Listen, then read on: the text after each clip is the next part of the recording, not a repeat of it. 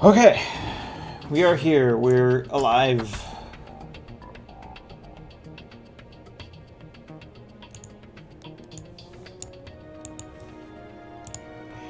Good afternoon. Space Maid 24.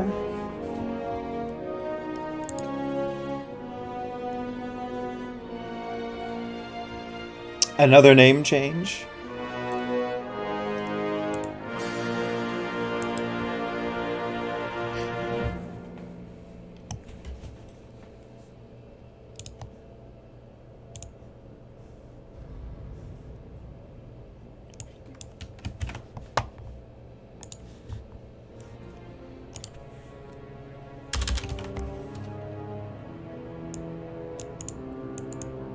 Oh my god, I'm pressing all the wrong buttons. Please. Let's do this.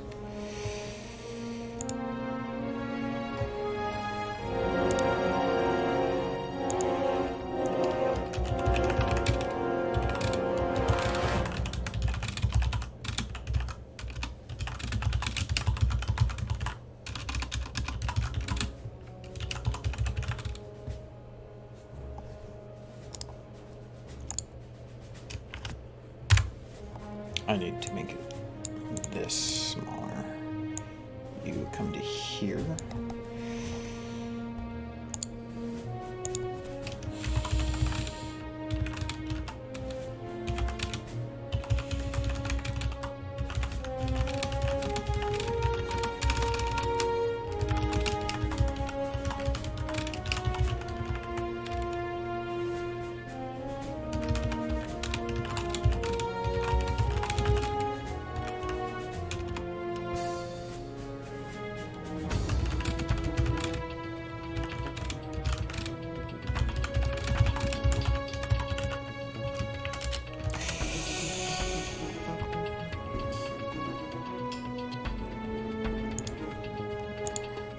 So how are you today?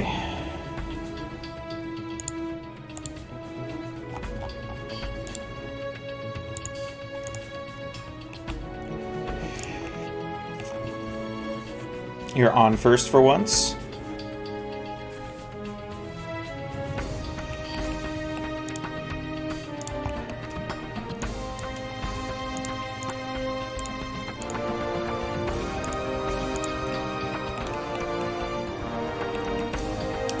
We need to fix an issue that we discovered last night. Real quick. Should only take a moment to do. There was some kind of deformation where this is not perfectly aligned. There's some kind of an issue.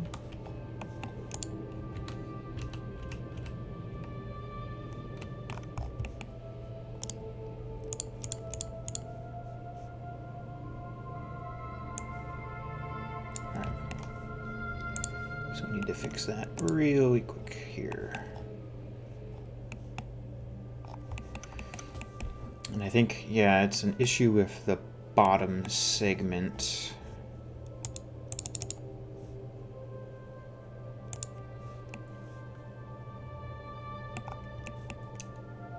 This whole thing is slightly misaligned. Actually, it's an issue with the center. Interesting. Okay. So to fix that, all we're going to do is just align the polygons on, let's say, the right side of our front piece to the duplicated rear piece. What's up, geologist? Not a whole lot. We're just continuing our project from yesterday. Hopefully we'll get to the texturing aspect. Well, start the texturing aspect today. We're pretty close in terms of the model being done. few little things that we're going to do and change up.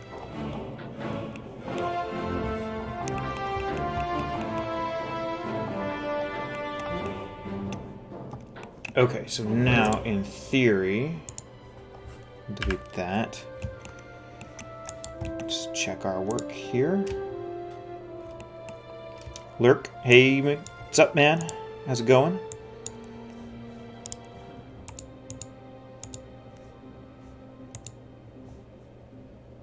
Oops, mirror is what I want. X. There's still some kind of an alignment problem.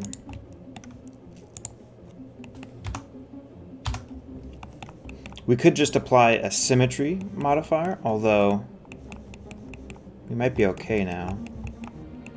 Once symmetry gets applied, it'll fix any slight alignment issues anyway. But no, I think we're perfect now. Quick and easy fix. So one thing that we're going to do today, after talking with Jerome and the crew, is we're going to make our weapon pods on the side separate entities and make a variety, maybe, I don't know, 3 different options so that the ship is modular and can have the weapon pods changed out or different versions of the ship made. So we'll have one with the railguns on it, like this.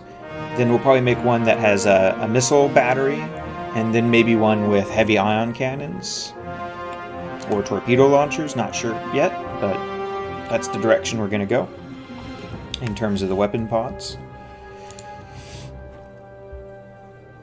Want to know something ironic that happened today? All right. You are modeling a General Grievous. Ooh. And it almost destroyed your phone. Oh no. Oh, he's jealous. He has to be the #1 piece of technology in the room.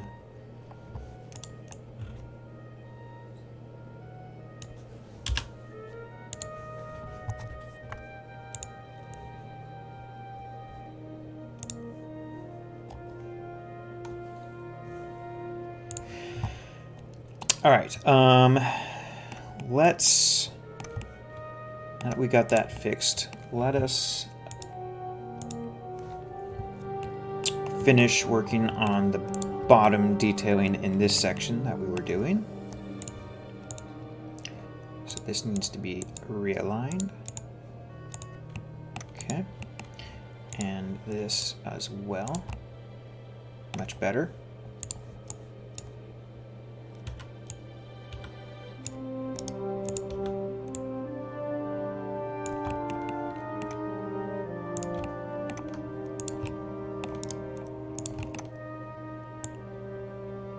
We'll clean all this up later and make it integrated with the rest of the object, part of the same object. But for now, we'll do that.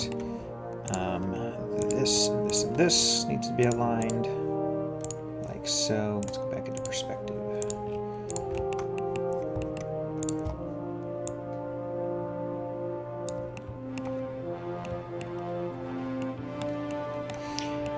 You did not get a notification, typical. Nor did I see you on my list for a while. Well, I did just start up about 10 minutes ago. Late start today, because I slept through my alarm by 2 hours, which was fun. But no one gets notifications anyway.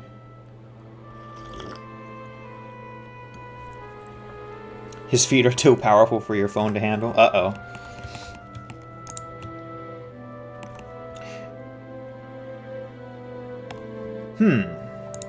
Here's an interesting issue.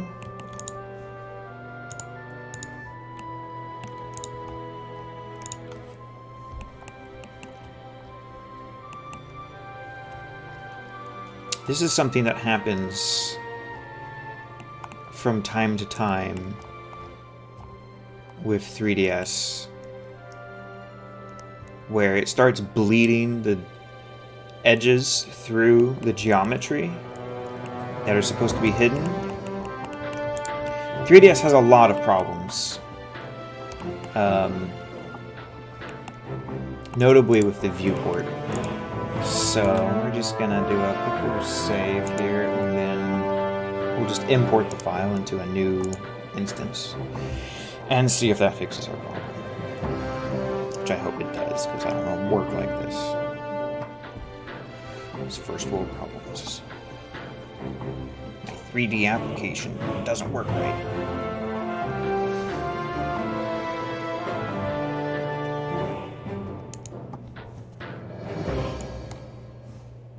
Give it a second to start up.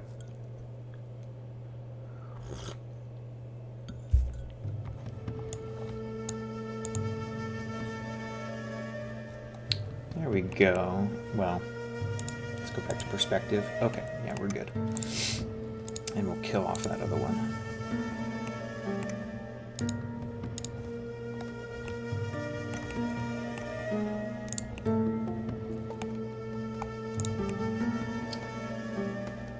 That's interesting. It didn't save. It didn't save. I did save it though. Very curious.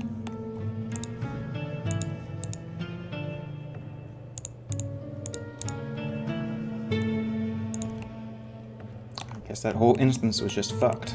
We'll have to fix our thing again. So it'll only take a second.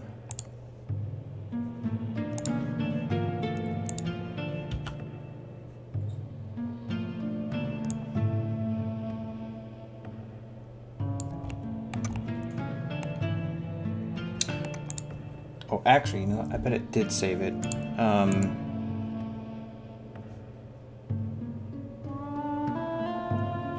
Just saved it to the wrong location.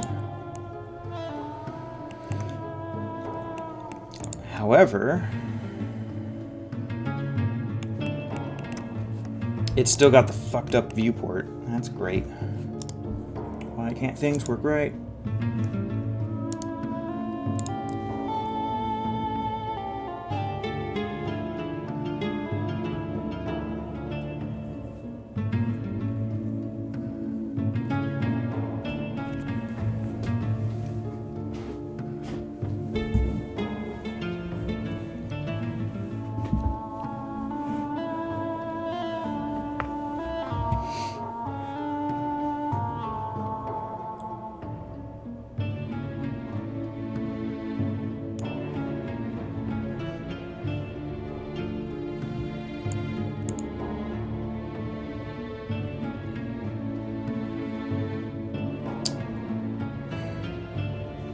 Okay, is there a reset for the viewport?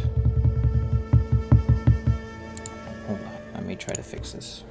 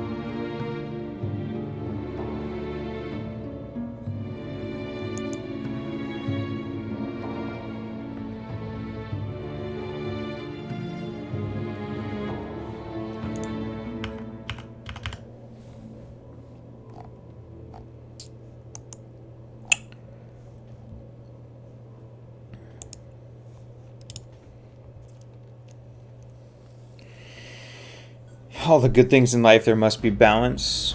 Have you encountered this issue before? It hits me maybe one in 1 in 100 sessions, maybe. But it's like a corruption in the file, because opening the model in a new instance doesn't fix it. And it effectively ruins the project file visually. Because for whatever reason, the wireframes are bleeding through. Now, it doesn't happen in orthographic. It's a problem with the perspective view. But orthographic also breaks in different ways. So, you see how the wireframes are bleeding through objects?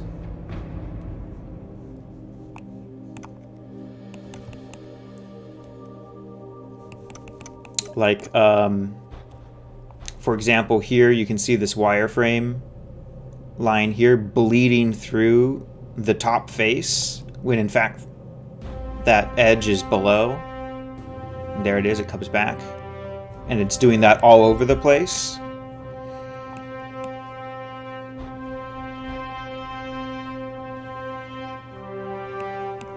Back here you can see it. All that wireframe is actually underneath the top face. And it'll bleed through other objects too. Like this wireframe here. On the inner corner of this object bleeds through this other object.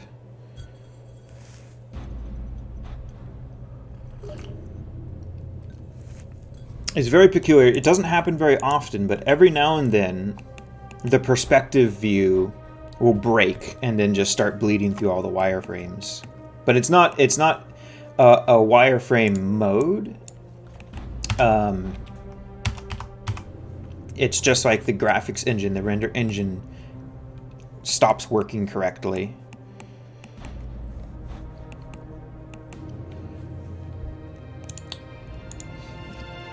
I'll have to ask the 3DS people or the Autodesk Discord. Not that that's ever useful.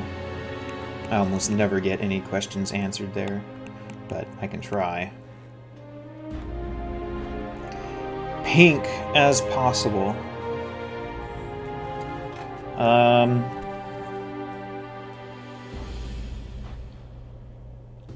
This is probably as pink as it gets. It's a feature? I don't know. Because it does it inconsistently, and it's based on like the zoom angle, so the farther you zoom out, the more wireframes bleed through. And the closer you get, it starts correcting itself.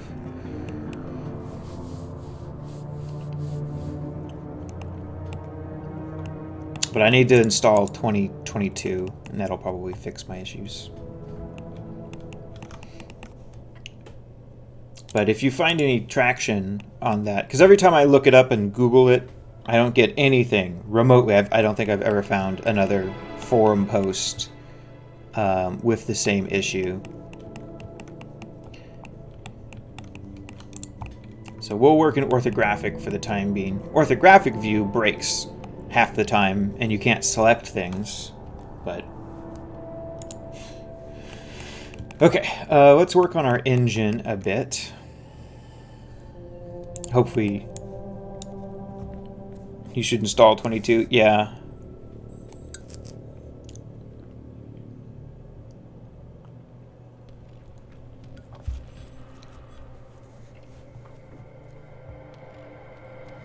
Customize preferences. Viewports.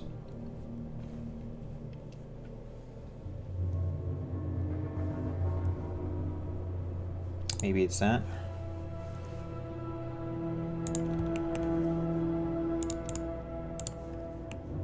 That was not it.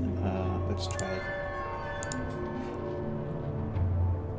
Selection preview, height selection. All right. Section preview, height selection, disable all.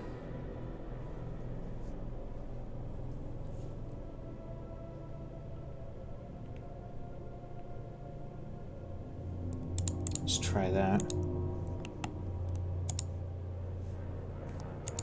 That did not fix the issue.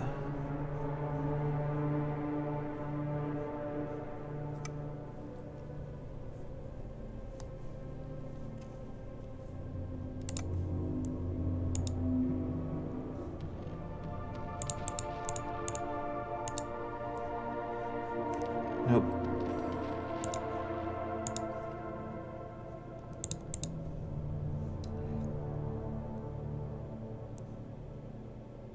What is ghosting?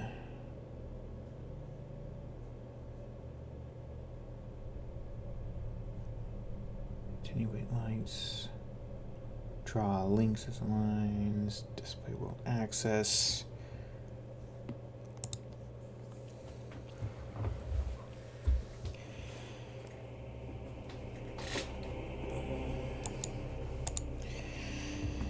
I don't see anything else that might affect it.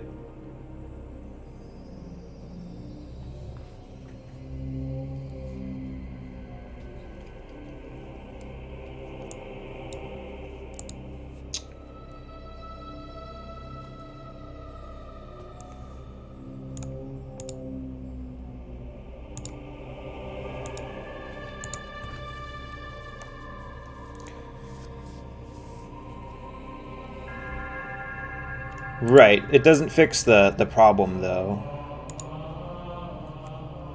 So even with those off, everything off, we still have the problem. No, that wasn't the problem. I'll show you through orthographic. Okay, so you see on this back wing section here, you see the black wireframe. The black angular wireframe kind of in the middle of the triangle here. Not the yellow outline, but the black wireframe. That's a wireframe from an object underneath this top panel. And so it's bleeding through. So if I go to orthographic, see that wireframe disappears because it's underneath. It's not supposed to be showing that wireframe. Now it's not a mode where you can see wireframes through objects on purpose. It's like a broken graphics driver or something. Because as you zoom in, you see like it starts to disappear because it's not supposed to be rendering that wireframe in the first place. But as you zoom out, it starts bleeding all these wireframes through. Like on this circular object here, you shouldn't be able to see any of the wireframe in the back, but as you zoom out, it starts to bleed through. And it wasn't like that 10 minutes ago when we first opened up the scene. It's a thing that just kind of like randomly happens and like 3DS breaks, and all of a sudden all the wireframes start showing through for unknown reasons. But it's not like consistent. It's not like a mode that can be turned on and off.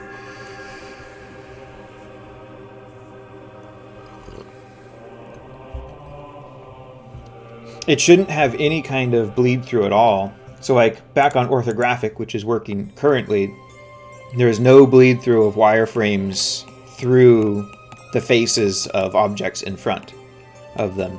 It's all as it should be. And for whatever reason, occasionally it just breaks and starts showing through all these wireframes.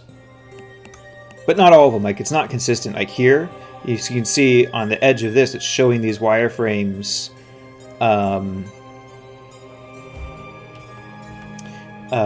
through this little top part, but it isn't continuing the wireframe down through the bottom. So it's not like a mode. It's a broken. I think I've asked on the Autodesk Discord before and got ignored, as is usual with support requests. So I'm not sure how to fix it. And every time I've done any Google research, I never get anything remotely similar to the problem I'm having. and it carries over. It's like it affects the save file. So if I open up the save file in a new instance, it's got the problem. So it's like a corruption somewhere in the data. I'm not sure. With the viewport settings or the graphics driver information for the file. Not really sure what it is, but it's very irritating. Now I could just try... I could try exporting as an FBX and re-importing and see if that makes a difference.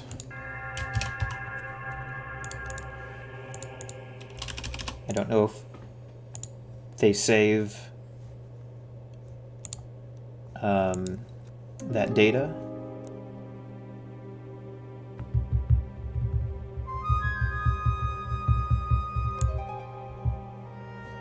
It's fine. Give me another instance.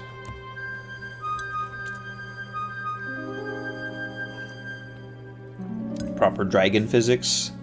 Nah. Nah.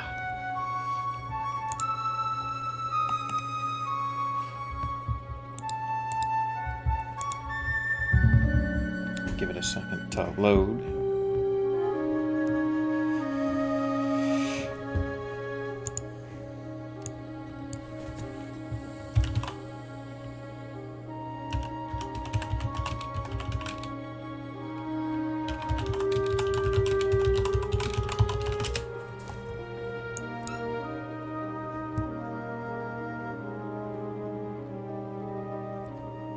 Every time I Google it, I just get forums of people asking how to turn the wireframe mode on and off.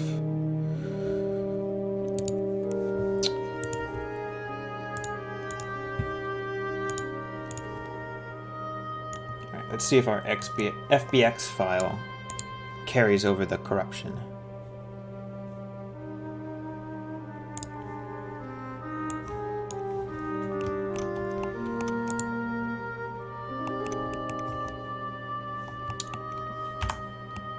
It does not.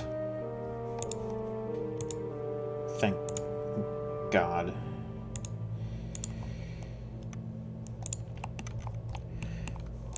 Very irritating, though. I also dislike exporting and importing things, as it always gives you a chance of corruption. Just get rid of that and get rid of that. Elder Scrolls is terrible. Same for Fallout.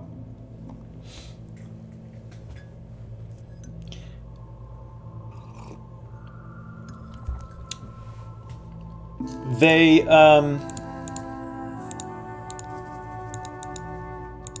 have their ups and downs, their negatives and their benefits.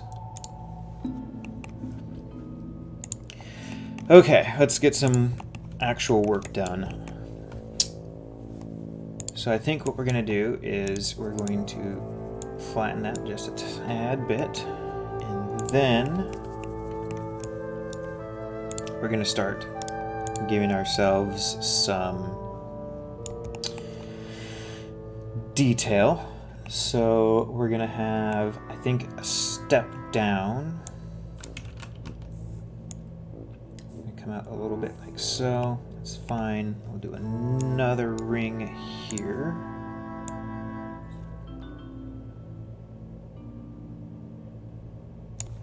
Okay.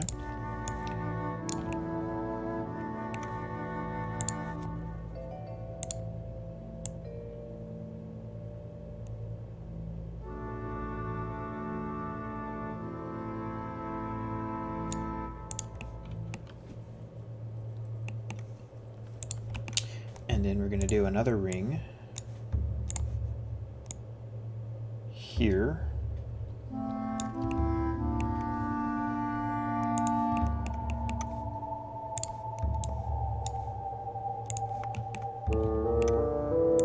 Okay.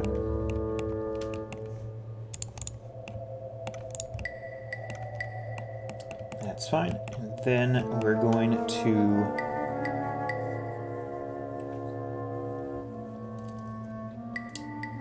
make an inset area in here.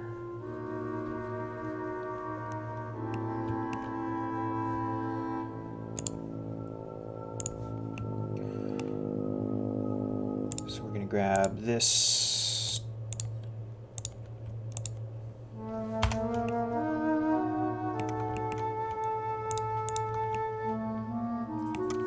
Through this.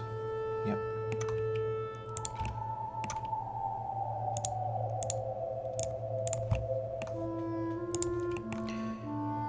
Make a connection about like here.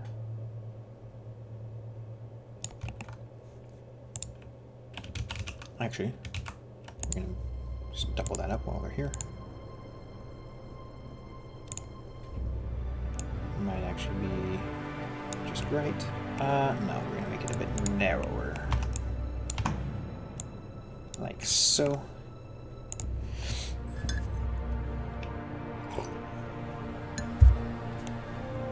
People shit on Fallout 4 a lot, but I always thought that if it was named anything else, it would be praised as one of the greatest games ever made.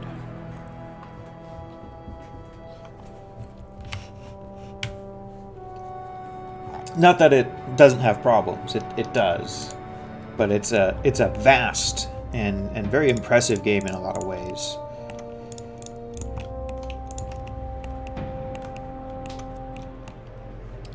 Okay, so we're going to inset this, but we're going to do a bit of a deeper inset, and we're going to put some greebling in here. Bit of a deeper inset, like so. And then we're going to put some like pipes or something in there. We'll see where the wind takes us. Then I think what we're going to do is we're going to grab these here. And we're going to do a connection, just... Yeah, actually, that's fine.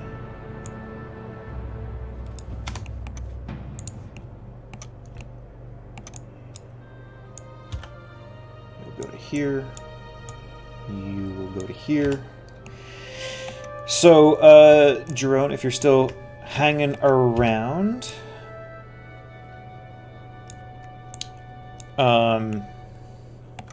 what kind of weapon pods are we thinking we want? So we've got the railguns, or the mass drivers rather. Did we want missiles, or an ion cannon pod, or like a torpedo pod? How many different weapon pods or weapon options do we want?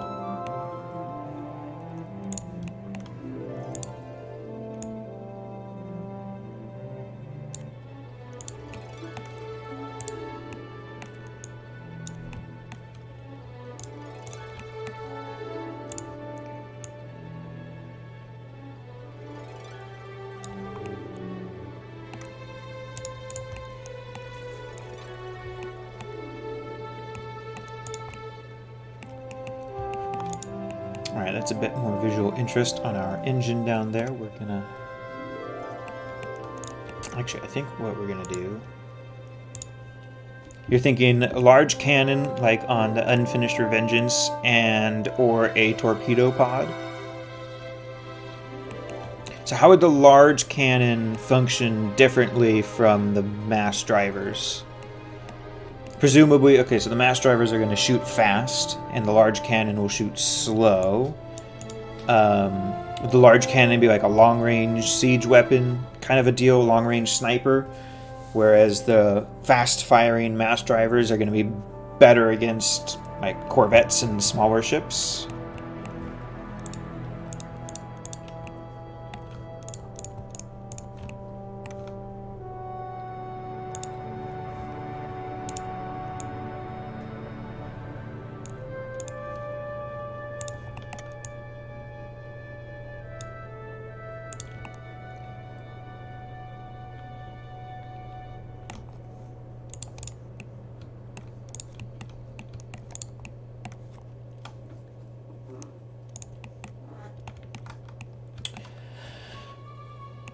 Okay, and then I think we're gonna add in a detail here, I think.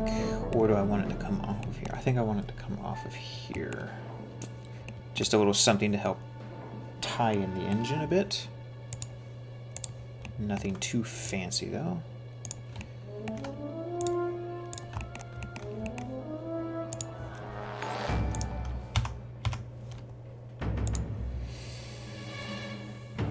There was a notification ping, but I don't know what it was. It is not telling me.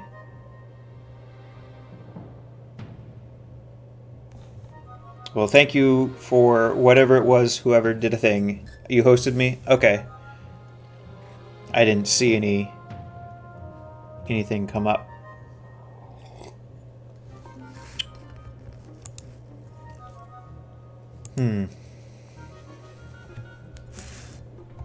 Yeah, my activity feed, which usually tells me that. Yeah, nothing. Weird. Well, thank you for the host. I do appreciate it.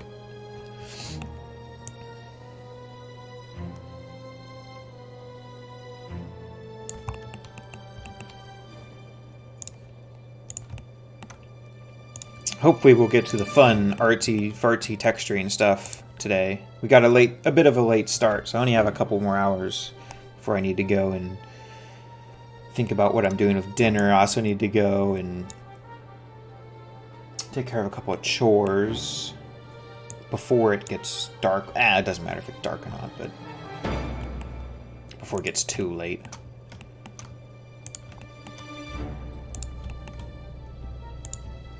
So I can't stay on terribly long past like 5.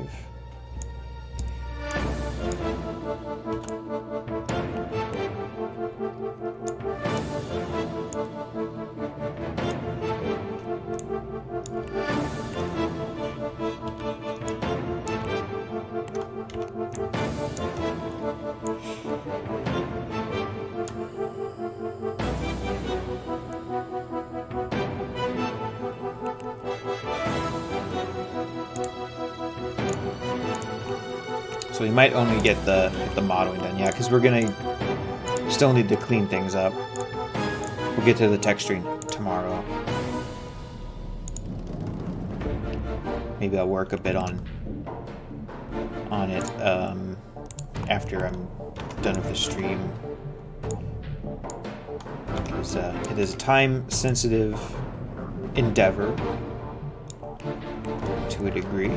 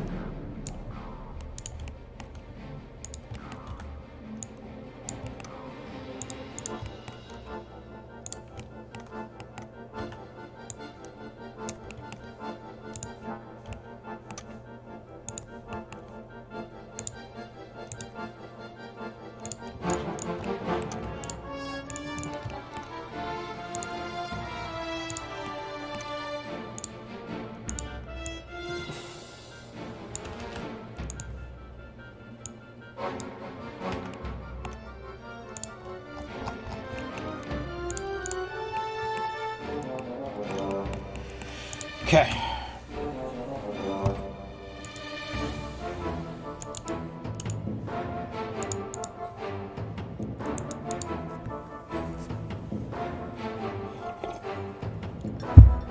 Mass drivers would be useful against smaller targets with faster fire rate. We also have some really big missiles and torpedoes, so these could be quite powerful. So far, you want to go with 2 mixed versions, a mass driver large cannon configuration for general fire support and fast-moving projectiles, and a version with a heavy missile and torpedo launcher. That would deal a lot more damage, but before. So what we could do, so if we have this as like the kinetic artillery pod or whatever, we could have like either the top, I think the top cannons could be the smaller, faster firing guns, and then a larger cannon on the bottom of the pod for the longer range artillery support.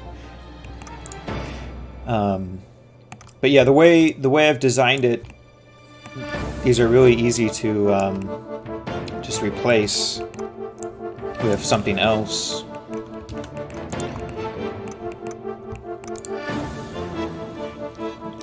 And so we could have a missile / torpedo one for sure.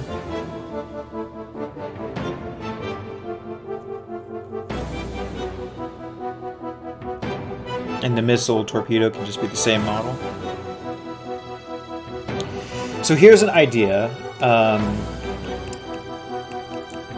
I don't remember whether Remake has the option to upgrade things, but I know in Awakening of the Rebellion, as you progress in technology, you can send your ships back to a shipyard and upgrade them with like better fighter craft.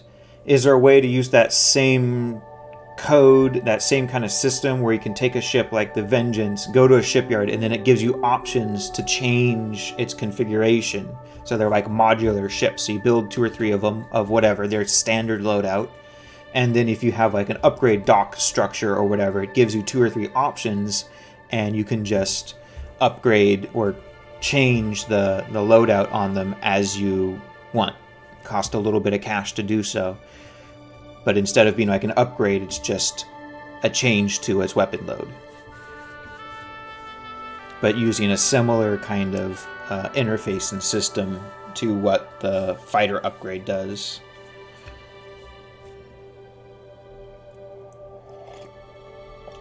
Need 4 targetable hard points for all 4 weapons. Maybe better to have 1 weapon type per pod, so it can just be 2 hard points, 1 per pod.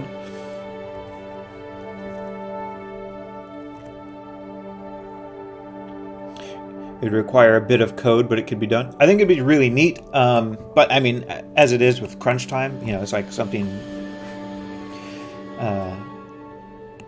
that isn't necessary. But I think it would be a really neat and unique feature. I don't think that there's any other mod out there that I've played where you have modular ships that you can change their configuration of back and forth to different things as you need, which would be really cool, because then you could make these like pretty expensive ships, but you adapt them to your current needs. So if you're planning to do a big assault on a star base, a heavily defended system, you send all your Vengeances to the shipyard, change them all to like torpedo and missile pod ships so they can provide that artillery support or whatever. And then once you're done with the siege, you send them back and reconfigure them into more general purpose vessels or whatever. You could even have like fancy shit with like sensor pods and whatnot, have them as like logistics or command and control ships with their cloaking device and big sensor pods, and maybe they can deploy sensor satellites or something. All kinds of fun things you could do. The MTC could work like this as well, yeah. Because it's supposed to technically be modular, right?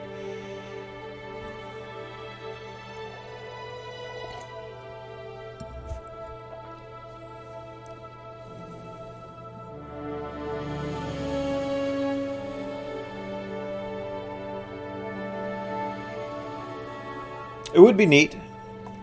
I think it would be worth looking into, not necessarily for the upcoming release, because there's a lot of other things that need to be done that are like higher priority than adding new features, right?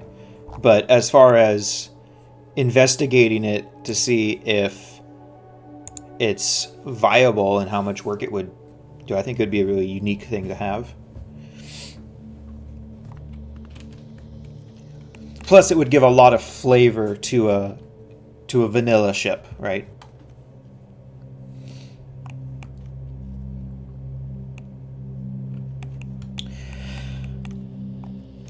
Okay. Let's experiment with our weapon pods real quick. Just rough out some ideas here. So if we had the mass driver, so you're thinking like right and left pods being different as opposed to an individual pod having more than one weapon on it.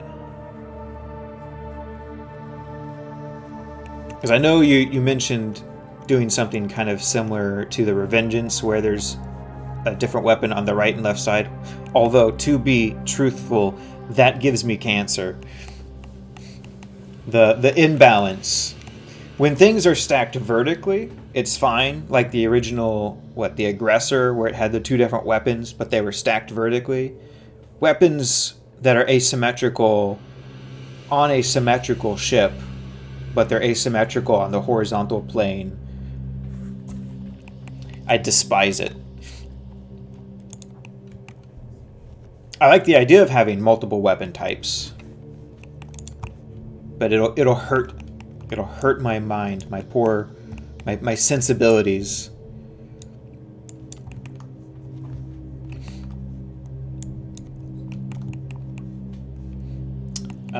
Okay, so we can have, actually, let's make a copy of this real quick and modify that.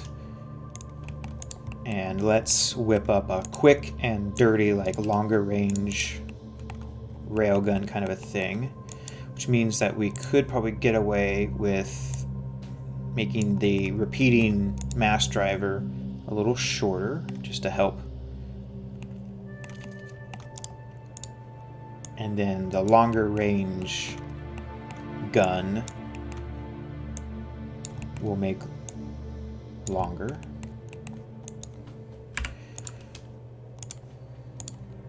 Put that down in here. And then it would probably stick out a bit farther, like so. Maybe a little bit more, so we have a little bit less here. So we have a bit more visual distinctness.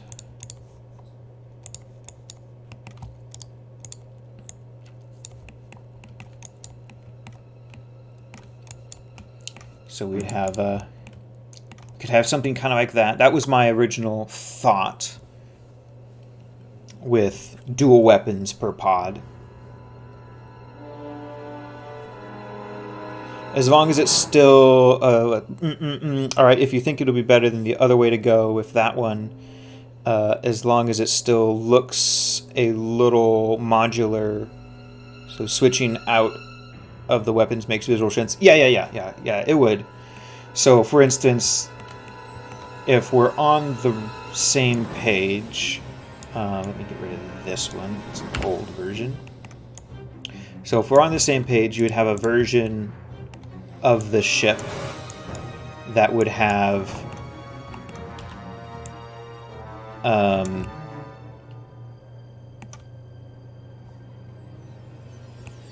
thought I had fixed that. I'm not. Like a kinetic battery pods, like so. And then we'd have a separate version of the ship that would have pods with missiles and torpedoes. So one version has the rapid fire, the repeating mass drivers, and the long range ones, and one version has missiles and torpedoes. Is that right?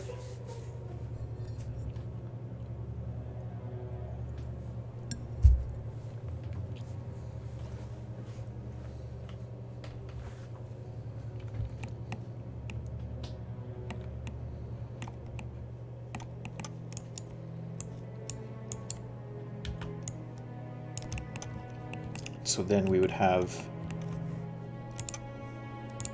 just a quick, quick mock-up here of what a missile torpedo pod might look like. Something like that real quick, and then we'd have like a torpedo launcher on the bottom and then like a battery of missiles up there. So the missiles probably do tubes because those are recognizable. The torpedoes probably also tubes, but maybe 1 or 2 or 3 in a triangle configuration. And then like, you know, has really good missile launchers? Mech Warrior. I want to see. Show me some BattleTech missile launchers. They got some badass missile launchers in that universe. But like I mean, this is a Soviet tank, or Russian tank, excuse me. Could do something a little bit like this. That's kind of neat as well, if the hexagons stacked on top of each other.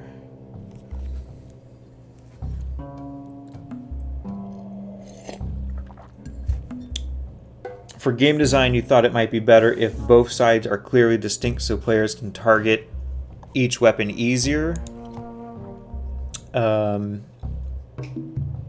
It also makes it better to have only 2 hard points for high health and 4 for lower health, but you agree in no visual sense. Well, so here's the scale. You wanted the ship to be fairly big, right? So scale-wise, here's what we're looking at, or what my initial thought was compared to a Star Destroyer.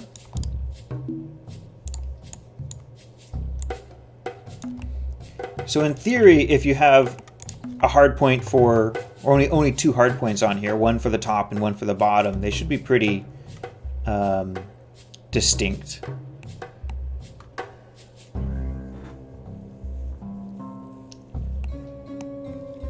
Since the ship is so large and probably won't be cluttered by a whole lot of things. So I'm thinking, so we got the 2 guns, the 2 big guns on each side from the weapon pods, and then we could put like some auxiliary turbo laser turrets, top and bottom here and here on each side. So it's got some sort of standard built-in firepower. And then you would have unturreted, untargetable, maybe laser cannon hardpoints built into the trenches or around wherever for general defense. And so hardpoint-wise, it shouldn't be too cluttered if we keep it this scale. And keep it in line with kind of the original Forces of Corruption idea, where it doesn't have a lot of weapons, but the weapons it does have are powerful and diverse. You find it somewhat humorous that the best name a criminal empire could come up with for a variant of the Vengeance is the Revengeance. No, I love it. I love it. It's so on the nose. I think it's perfect.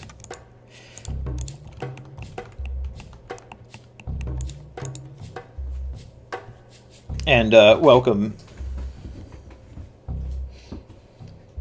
So we're just browsing a little bit of BattleTech stuff for some inspiration on what we want to do for our missile and torpedo pod. We could have a round thing in there.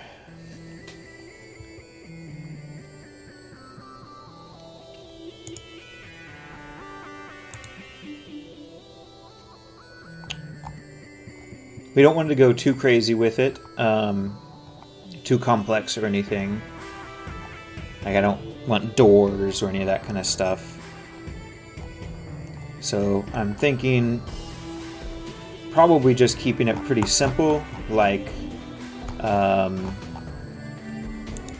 Like this thing, or something like this.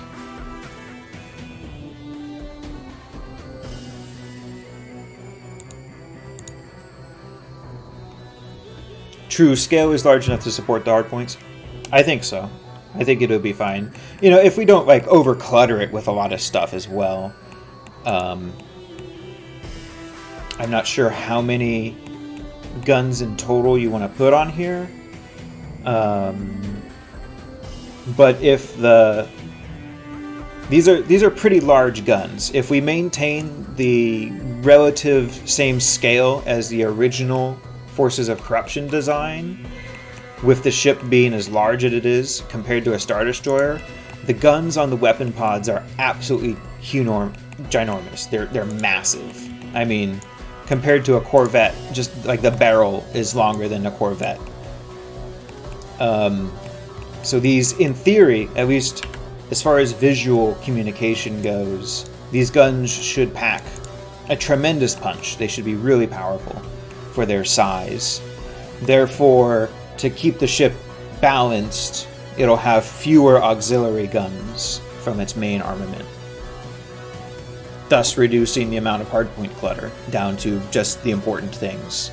Shield generator engines, maybe a couple of turbo laser turrets, and then the big primary armament. That's kind of my thoughts.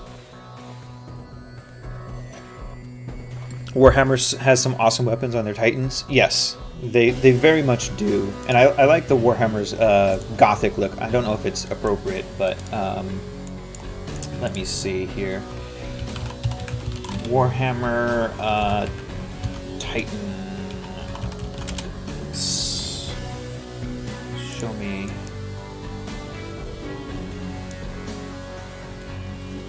The fuck? None of these things are at all.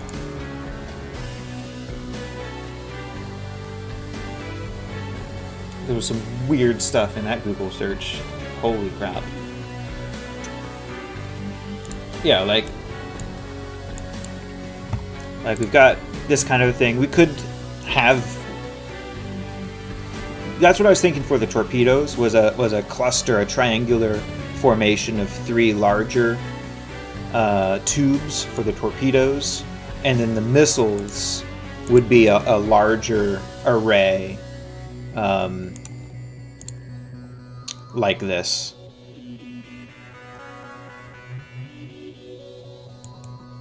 Either above or below. Probably above. I think larger guns below smaller guns is more visually balanced, or better visual language. There's also some sick turrets in Warhammer. Warhammer's been kind of hit and miss with their designs, but when they get it right, like this thing's pretty sick. I like this. Giant fuck you flamethrowers and like a drilling like spear thing. I'm not sure what that is. Looks like it can shoot out maybe, or it has like grapple claws of some kind. Not sure. Fuck up your day though. Yeah. Gotta get away. I'll look at that stuff all day. Then I'll want to buy it and paint it, and my poor wallet will cry.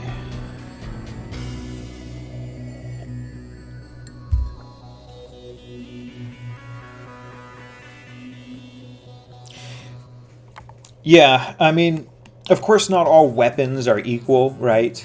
And not all ships have to be equal. Just like in real life, sometimes you make a big giant thing and it's just not all that great compared to a smaller thing that might do everything better.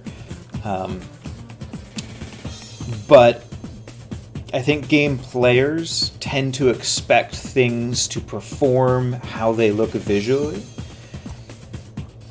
I mean, the Vengeance always had giant guns. Like, it's not... We didn't scale it up that much. Let me see if I can find a screenshot of the original Vengeance relative to a Star Destroyer.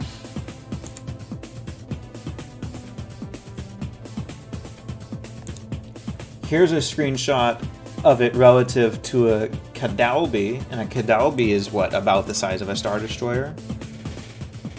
So it's a pretty big ship to begin with, although Empire at War's scale was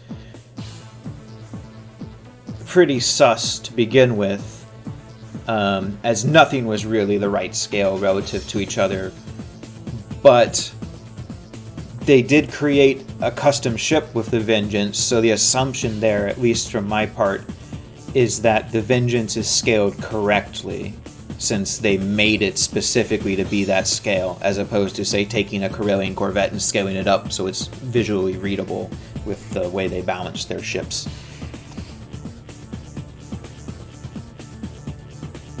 As opposed to them, say, creating the Vengeance and saying, okay, we created this small ship, but we need to make it bigger. Like, why wouldn't they just make it the size that they need it to be and say that's the size the ship is supposed to be?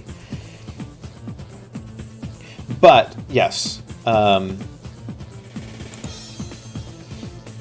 that being said, I don't think there's really anything wrong with having the cannons be particularly powerful.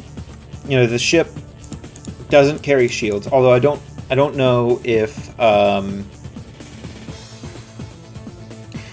the OG Vengeance was also a lot smaller compared to an IOSD. Think so. It looks like it's about a quarter to a third of the size of a Cadalby in terms of length. And I don't remember, is the Cadalby class the same length of a Star Destroyer? Or is it shorter or longer? At least in terms of forces of corruption scaling.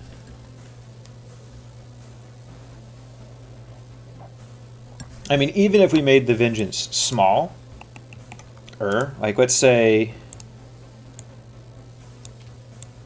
we made it 50% smaller.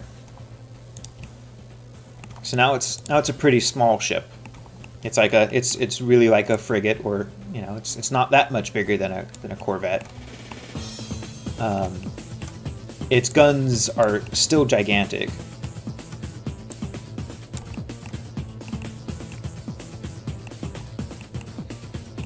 But, you know, its guns, even though they're giant, they don't have to be enormously powerful. They should just carry a punch to them.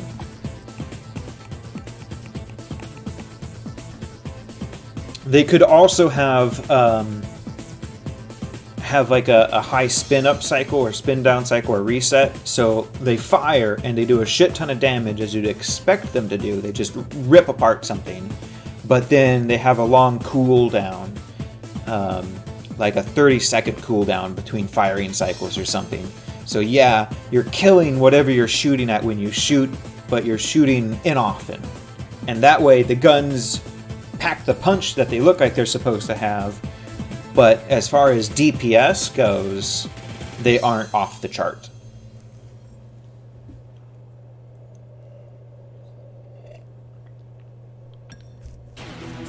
Call it a Marauder Cruiser.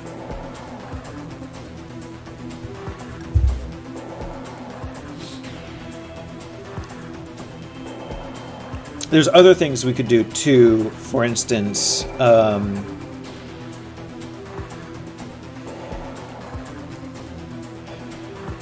you know, we could play with not only the recharge cycle, the firing cycle, like how many projectiles are fired, what the range is, how easy they are to hit targets. Yeah, sure, maybe they're very inaccurate weapons. So yeah, they wreck whatever they hit, but you're only hitting things 30% of the time with them.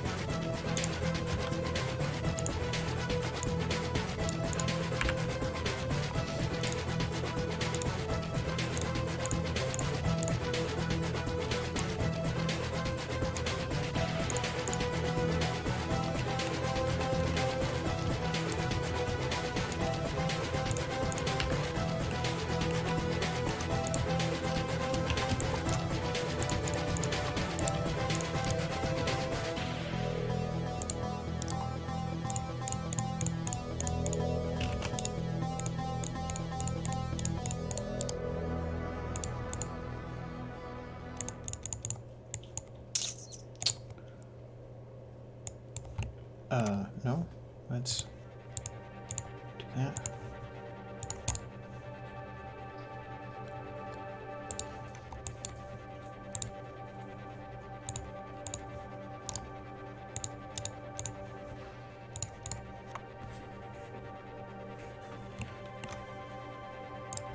Why?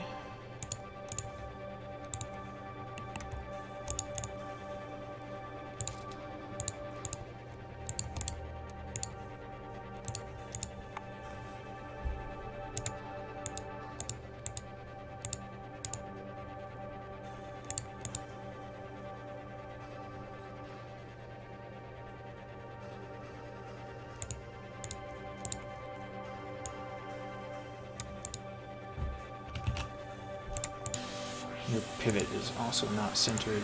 Why?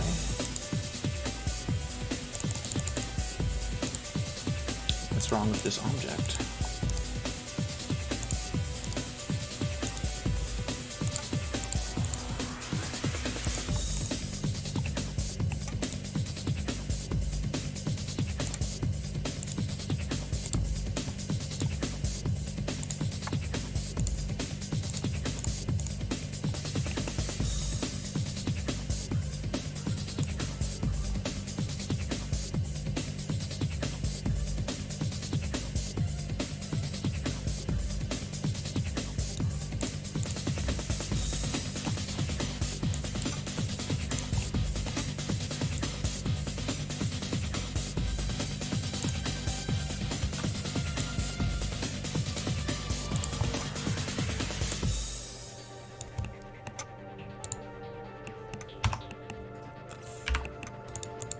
This is also something 3DS does from time to time, which I am unsure as to why. It refuses to acknowledge the center of things being the center of them. Like that's the center, but it will not align the pivot point to the center. It thinks the center's over here. But in fact, this is a symmetrical object. The center is where this line is. And other objects won't align to the center either. And it happens sometimes. And I'm not sure why.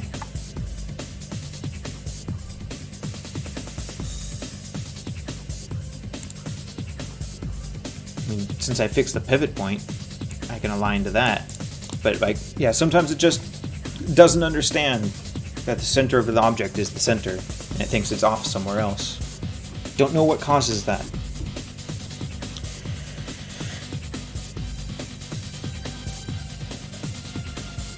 Yep, that's basically what the heavy turbo lasers do right now. Very powerful shot, long reload, moves much faster than regular turbo laser, but is also more inaccurate.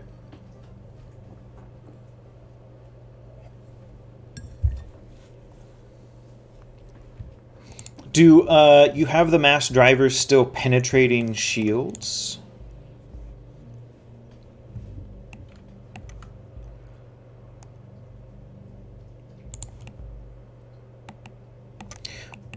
What the fuck is this? That was our problem. Although 3DS still has the same problems that I mentioned. Just sometimes it's a random vertice.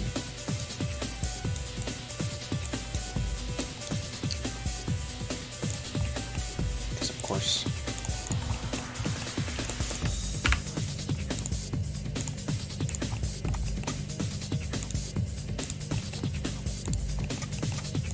and then I'll make a copy of you,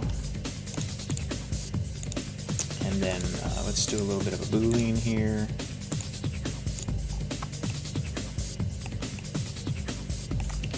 Let's do a regular boolean then. It's better. I'll probably separate this object off.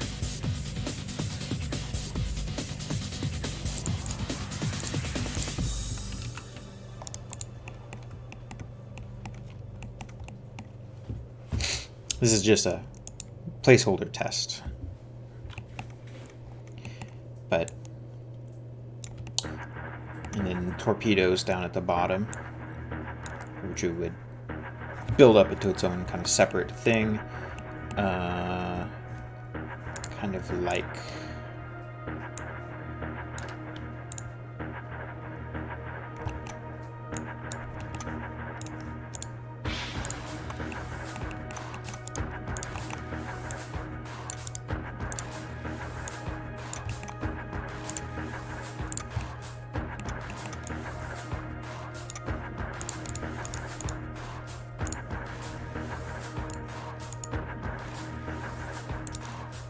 yeah, so we're still having problems, even though that random vertex is gone.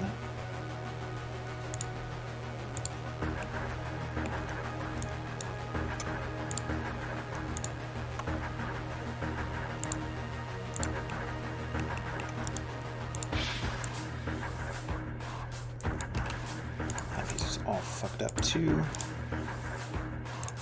3DS is giving me all kinds of problems today.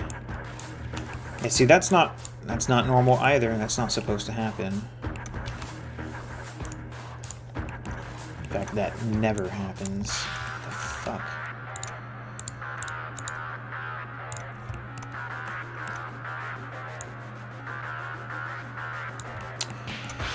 Very weird.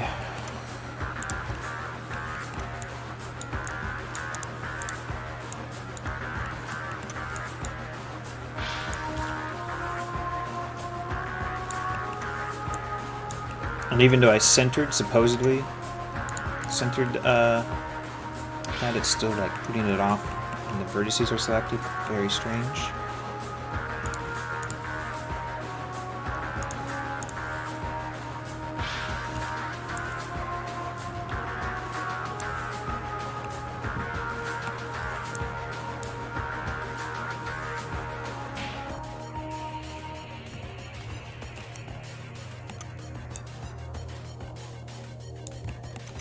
Anyway.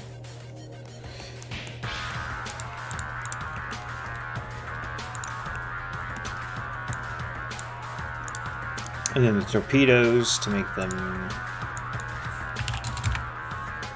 visually distinct, we will increase them like whatever. Again, just placeholder test. And we'll put 3 tubes, because 3 is a nice number. And then this would just be aligned here. That's fine. We'll attach you to you.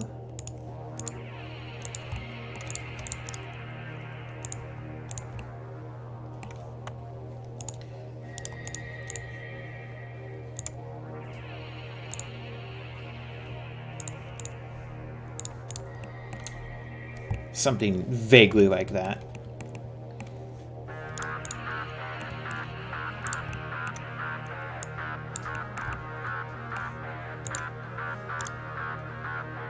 And we'd fancy it up.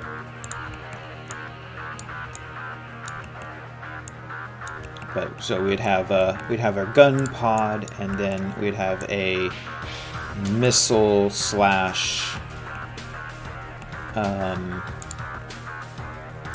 torpedo pod.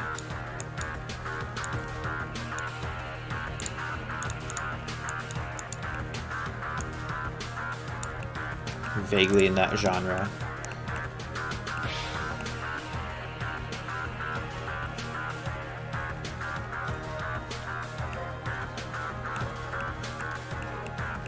I'd probably put a bunch of vents. That'd be neat as it fires missiles. All the exhaust gets jetted out, either the side or the back or both, or the top and or the bottom.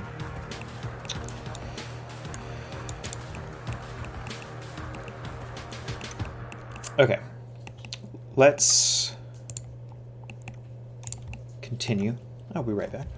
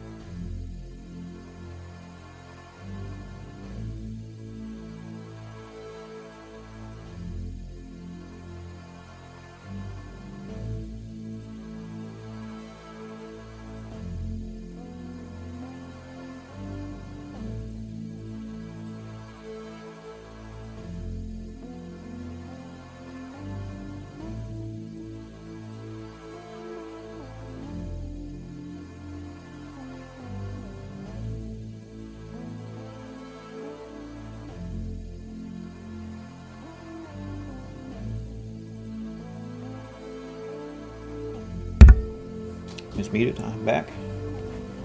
Now for the great trajectory dilemma. At the cost of the weapon not being targetable and the missile not being able to track targets, they can be made to fire like the Victory or the Kendozi at a trajectory. So you mean visually, so they're kind of coming out and sailing around. Great for visuals, but terrible for gameplay. Takes away the targetability of the weapons, and the missiles don't track targets. And missiles that don't track targets are kind of shitty. I haven't played around with the Kendozi yet. But I played around a lot with the Victory, since you generally start with those.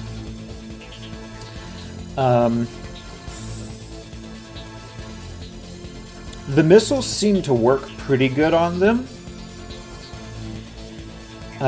You have the two missile types on them. You've got targetable ones and non-targetable ones.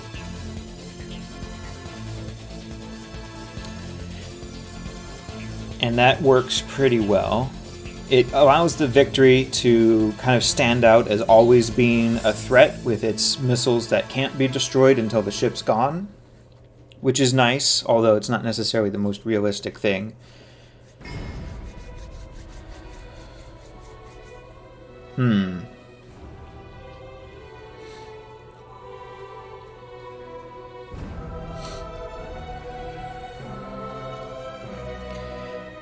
I don't know, the dumbfire barrage of missiles that, yeah, it's going to go and saturate an area or whatever. They can't target things individually, but you're saturating, you're doing like an area effect. An area clear, kind of.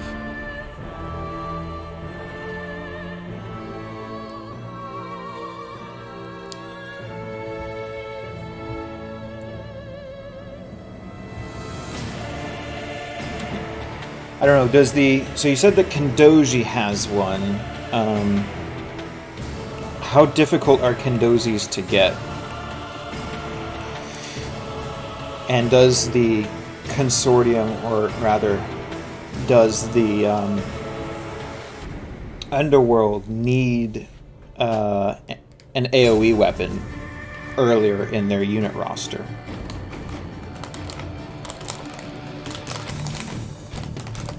Versus the regular missiles, which are more of an artillery weapon, right? Because they go far, they'll hit whatever you're targeting and go through shields. But if we already have mass drivers, these mass drivers and or the larger artillery railguns being your kind of long-range siege weapon, then you wouldn't necessarily need another long-range siege weapon in the form of the targetable missiles that fly in a straight line and hit something at long range, and having the area of effect missile barrage might be better. Otherwise it might be redundant.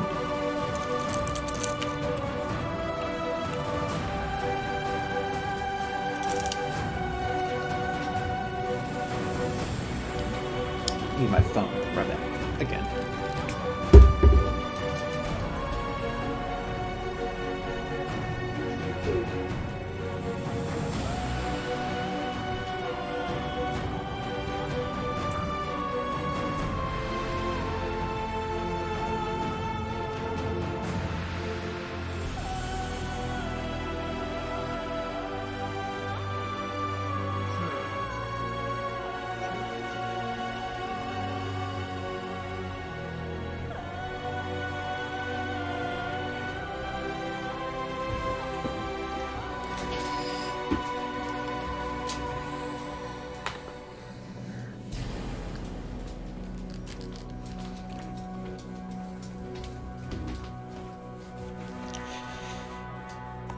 Okay, let us finish the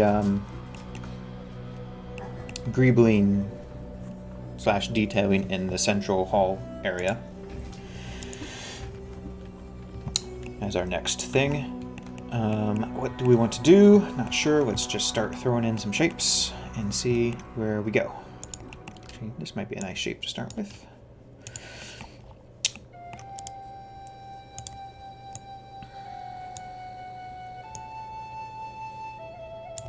Except it's got this. We need to fix that. It is done by...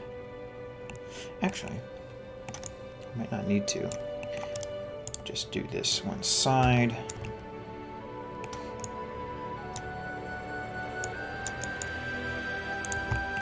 Weld that in. Scale this thing way down.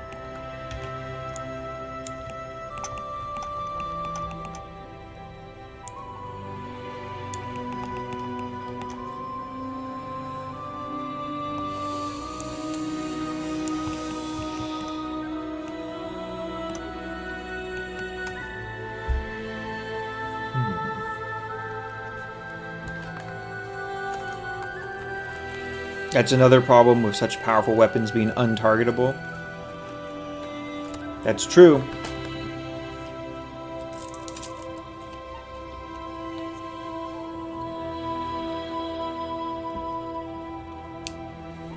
Are you going to put shields on the Vengeance or keep it unshielded?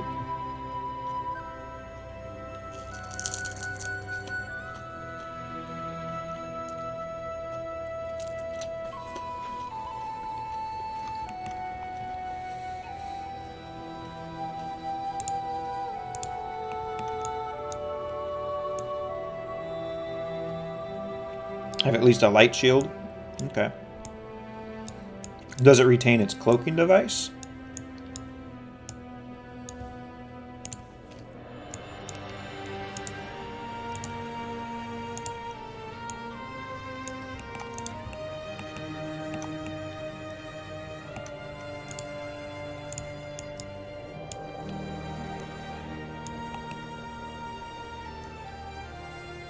Giving it no shields is just really not good. Unit would become so fragile even with high base armor. Yeah, I was thinking as a counterbalance to the untargetable hardpoint. But if you make the hardpoints targetable, then yeah, it might need its shields. At least light shields, like you said.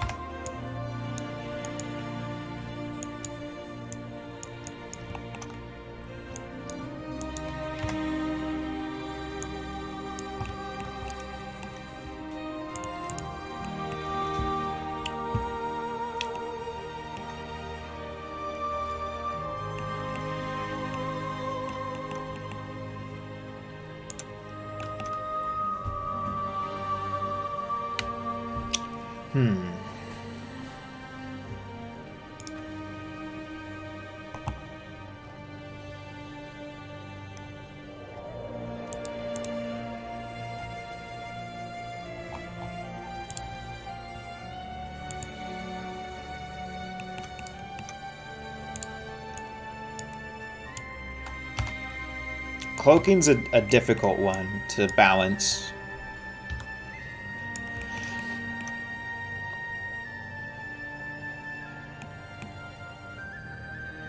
Different mesh that visually looks shitty. That's unfortunate.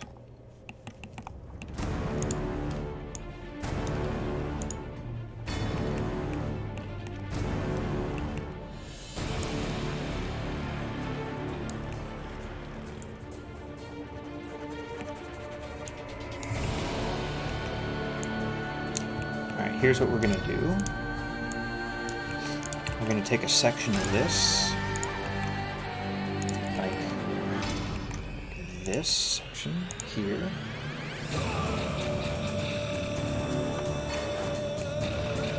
Maybe even a bit lower, like here.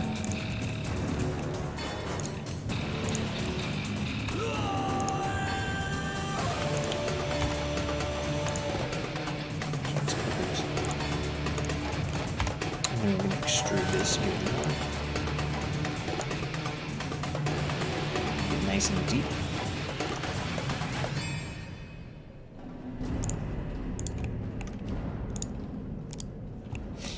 You know, I kind of like a straight cutoff.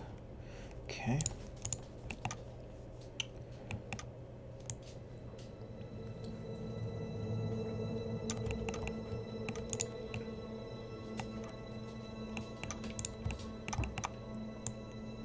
Can I help you? Can I help you? Snark?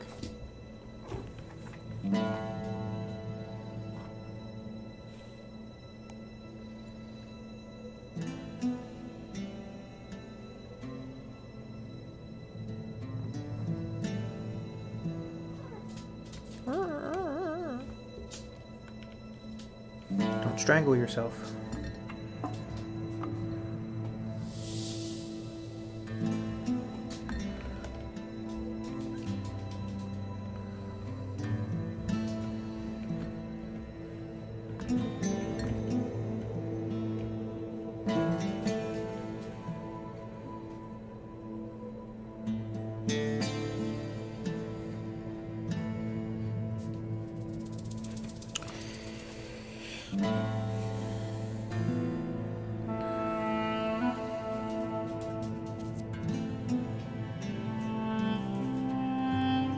What I do in terms of general role and shields,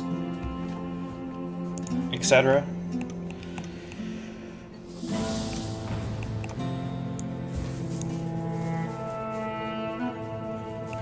Oh, someone's getting into the clean laundry.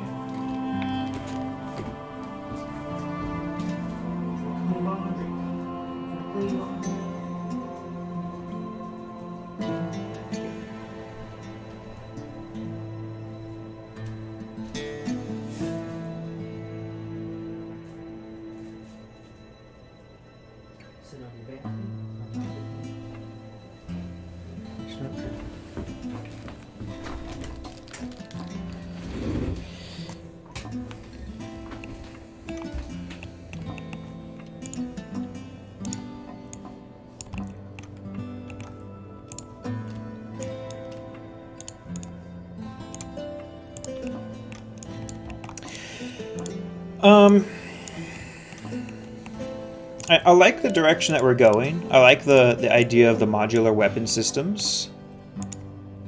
I think that's good. I haven't played a lot of the Underworld yet, so I'm not really sure what they need / what they're lacking other than larger mainline warships, like the Hutt Fleet stuff. I like the idea of it being like a really specialist unit.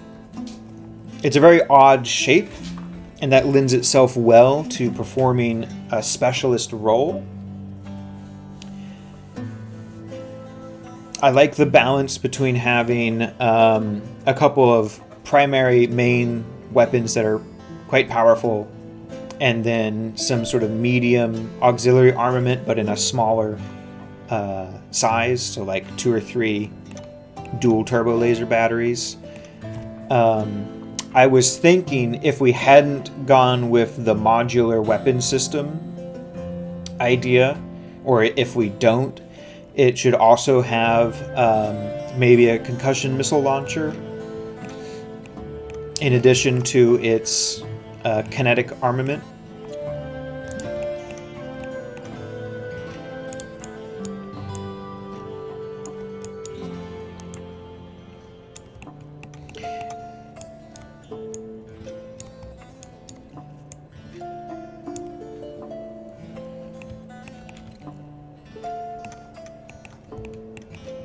And I like the notion that it pays a price. It's kind of like a glass cannon in a way. It pays the price of having a deadly weapons package in a small ship And the price for that is that it lacks shielding power and or maneuverability or speed.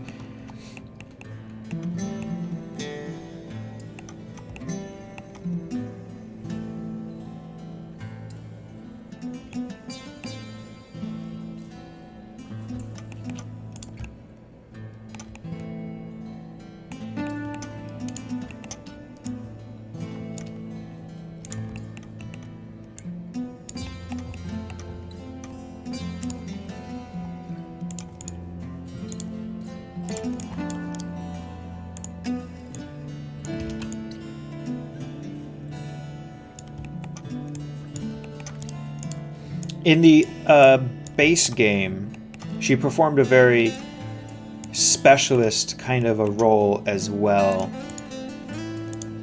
Shit's not centering again. Why is that? Thought we had fixed that problem.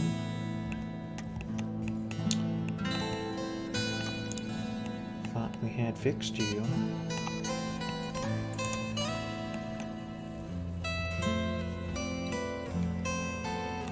It's not critical for what we're doing, but it's annoying.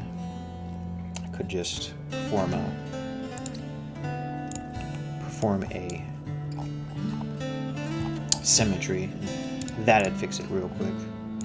But I don't want my line down the middle just yet.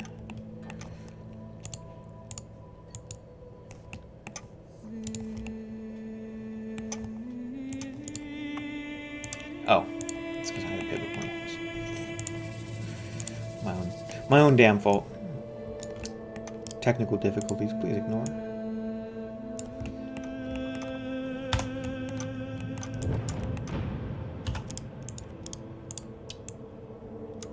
Do I want... What do I want it to be?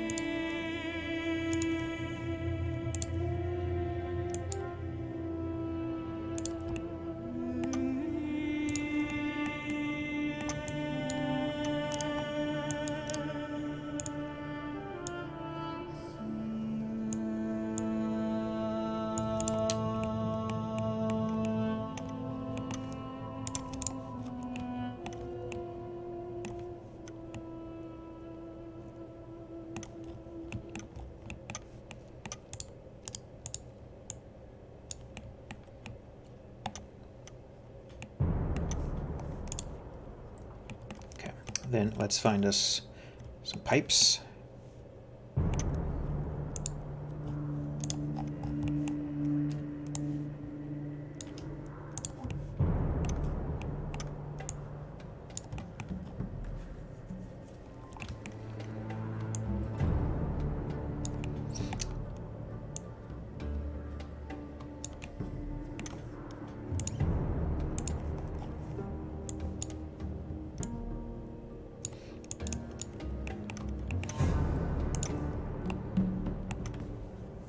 I think what we'll do, bring this up a bit and then give us a 5-degree rotation. Perfect.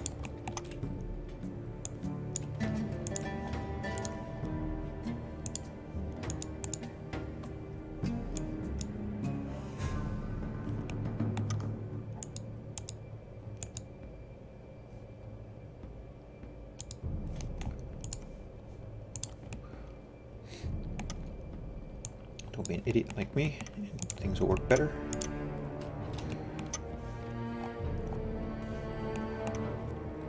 Add a super loud broadcasting device that continuously plays Rick Astley to anyone that sees it. I don't know who or what the Rick Astley is. I assume he is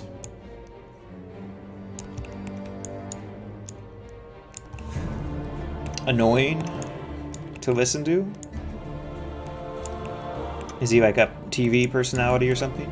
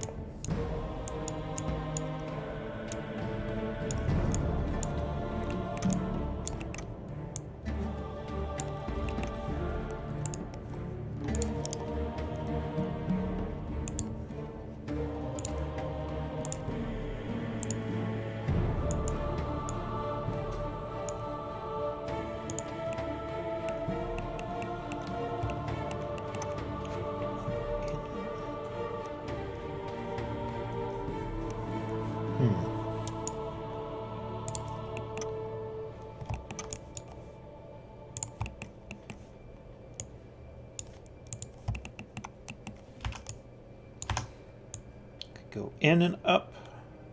I'd need something in here to justify. Or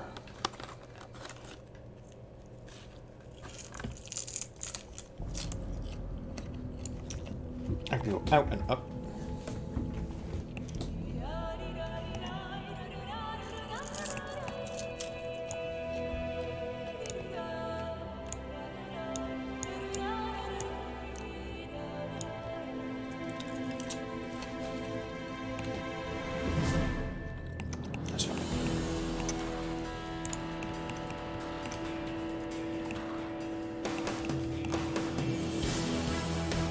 And then I need a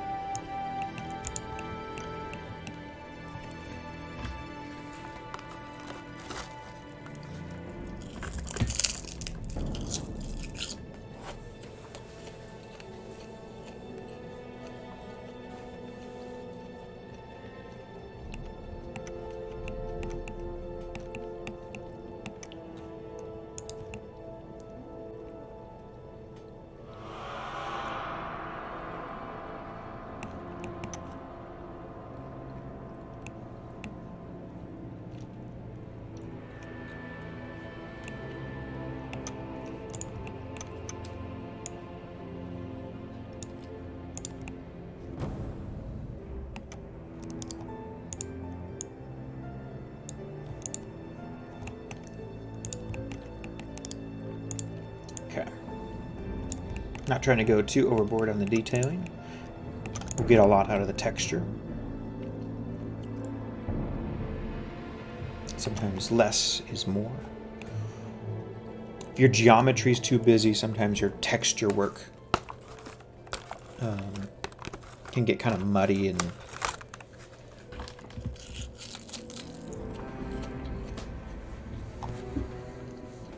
Grundle Gruzzle. Cool name. Just stopping in before bed, looking really great. The industrial feel is really coming through. Thank you. It's a really neat design. It's been a pleasure to kind of update it. Hopefully you get a lot of good rest today.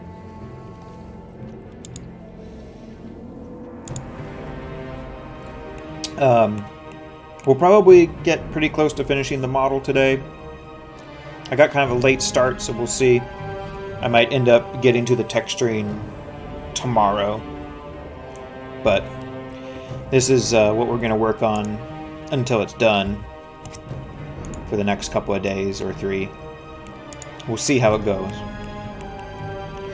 But yeah, we're getting there. We're getting there. We're like 90% done, although we need to make some weapon pods for it as well.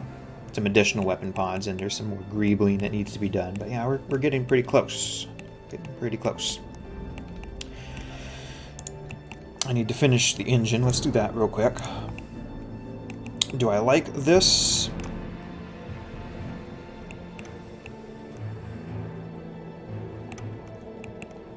As opposed to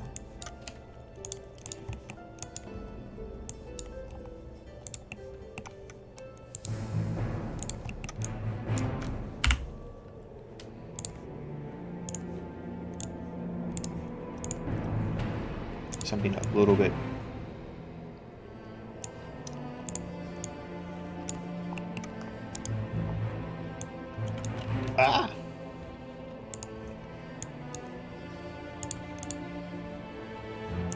less angled.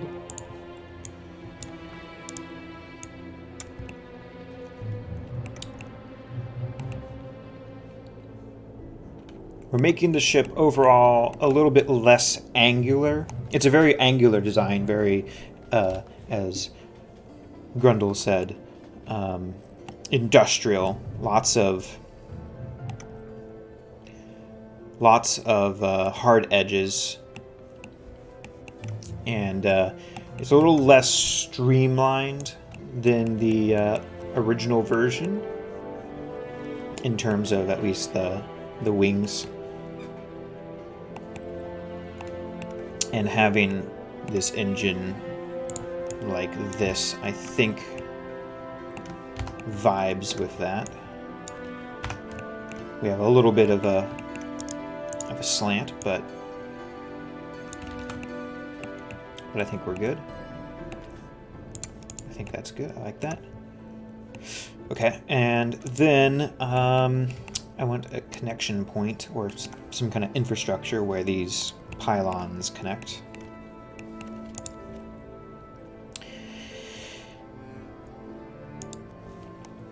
And so what we're looking at there, do I want an inset or do I want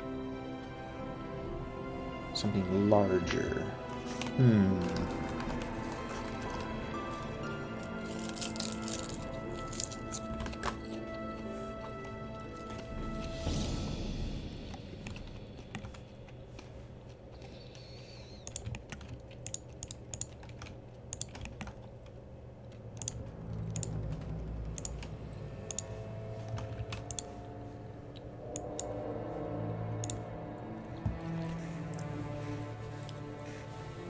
In general, my work lately has been incredibly helpful between the hut stuff and this. They were stuck in so long, or limbo for so long, and for this stuff to get in there finally is amazing. Well, thank you. I'm glad I've been of help.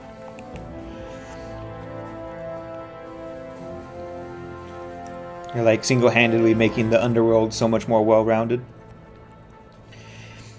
A faction that I usually... I'm an Imperial boy. There's a special place in my heart for Star Destroyers. Ever since I saw Star Wars in the movie theaters as a child, a grubling, the Star Destroyer has stuck with me. But I think that the Underworld, the Empire gets a lot of focus, like in all the mods everywhere. Everyone's puts a lot of focus in the Empire. There's a gazillion Imperial ships out there, Fanon ships and whatnot. And so it's nice to take something like the Underworld, which really can be quite an interesting faction, because I mean, they're the Underworld. They don't have a specific design criteria. They're not using the same shipyard and same designers for all their ships. They don't have regulations and whatnot. They're spread all over the galaxy. They have mercenaries and pirates and smugglers and civilian ships that they've converted. So really, something like the Underworld should be a gold mine of design that you can do. You can do all kinds of crazy neat things. And so it's good to work on them and exercise the faction a bit.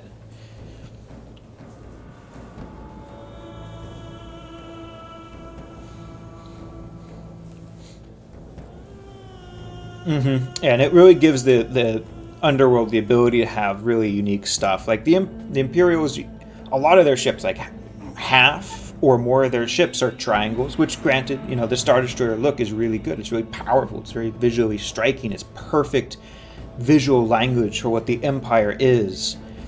But, you know, it's gray triangle after gray triangle after gray triangle, and sometimes you have little gray other ships to go along with them. Whereas the Underworld, you can really do all kinds of crazy stuff. And you got the Hutt stuff with their fancy red solar sails and their kind of bulbousy shapes. And you got stuff like the Vengeance, which is a really unique shape. You know, there isn't really anything quite like it with its vertical structure and oversized weapons. You've got the Mandalorian stuff, which always looks really, really super neat. The Mandalorian ships are excellent.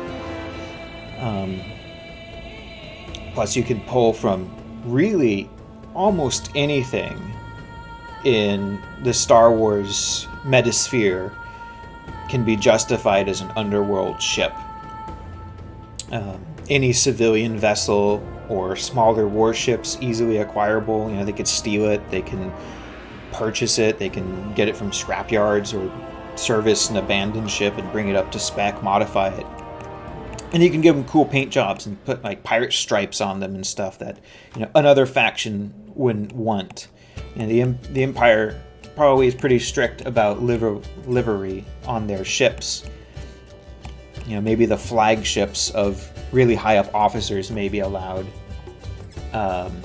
some of that, like with Thrawn's ship. But for the most part, you know, they're all going to be pretty sterile because they're part of the military. Whereas, yeah, the Underworld, every pirate lord and mercenary is going to paint up their ship to be unique.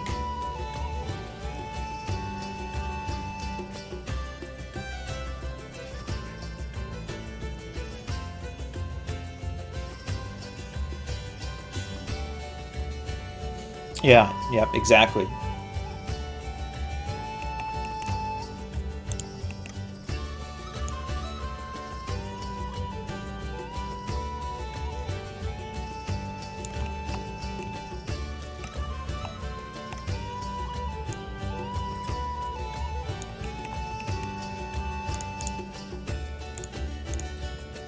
And you can get away with doing really interesting and unique things as well in terms of gameplay and balance, like having modular weapon pods or cloaking devices, seismic charges, all that kind of stuff that you wouldn't normally see on an Imperial or Alliance ship.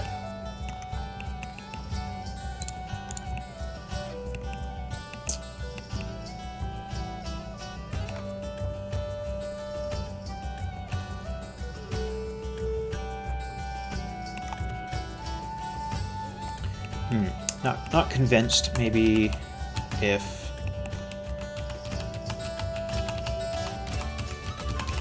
about that. Maybe if I take it back so that they're longer running.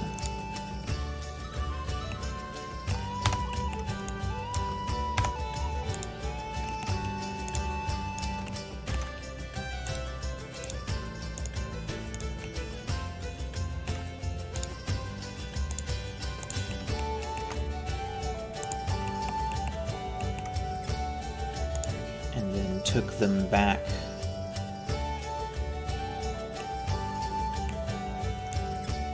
actually all the way to like there.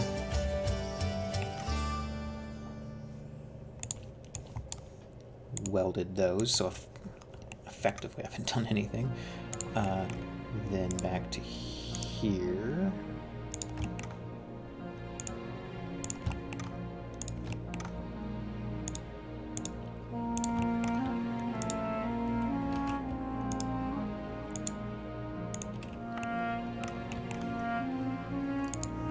Plus, it's just good to get the faction in a more playable place. I think the underworld tends to be or underrepresented in most mods. People always focus on the Empire because they're cool, and I don't know, for some reason, like lots of people like to play as the rebels. And so those two factions get a lot of love.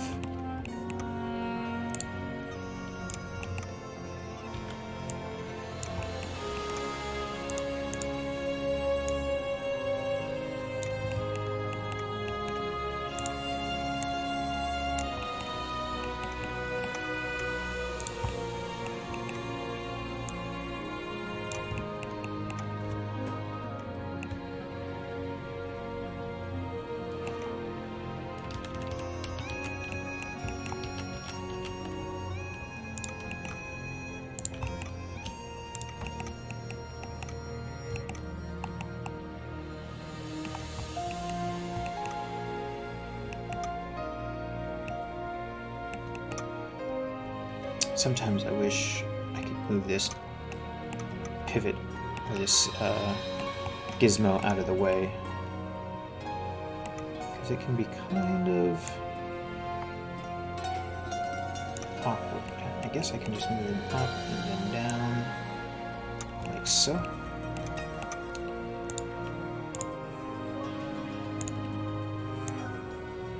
Do that.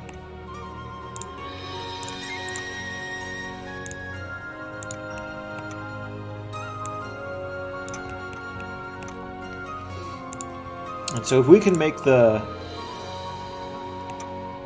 Underworld faction super duper fun to play as, with all kinds of neat and interesting toys, then we've done our job. Come on, give me the thing in a way in which I can select it.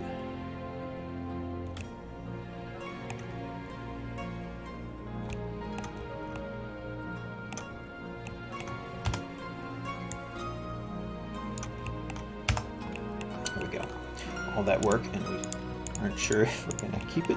Let's see how we look with a little extrusion. Actually, we might extrude that back. That'll be the way to go. And not worry about those.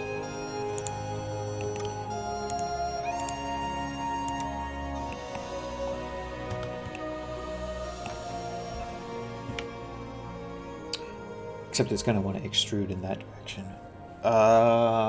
Okay, maybe we'll just do it the other way and extrude these down and not worry about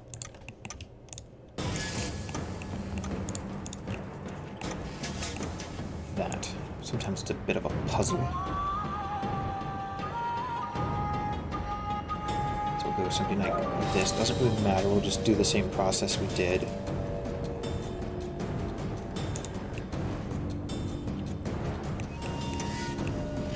Which is going like this. over there. This. Right there. Excuse me.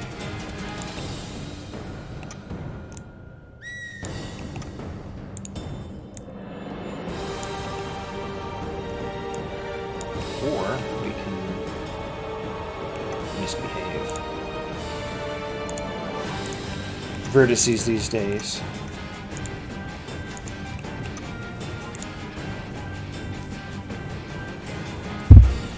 The new ships we're adding basically there. Well, hopefully they'll play well. Enjoy the submarine engines.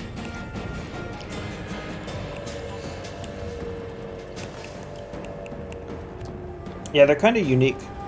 We don't see a lot of engines with like these rings around them too often.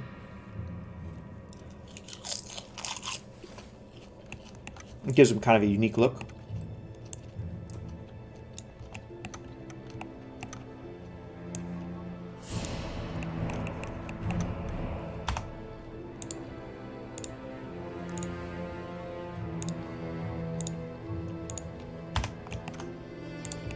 Which is super cool.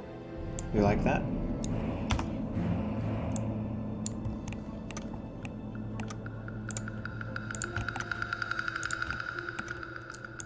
And then when we get to the Vengeance and rebuild that up, it'll be such a neat ship too.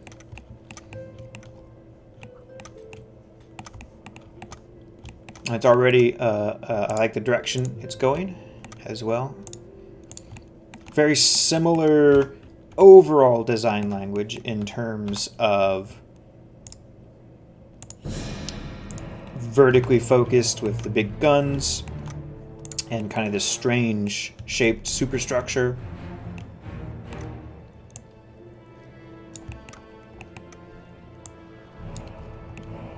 But different enough.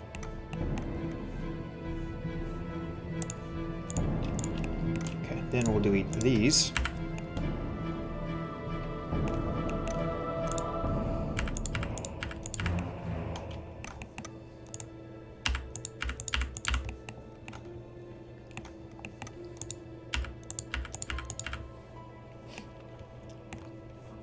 Then we will remake a bunch of faces.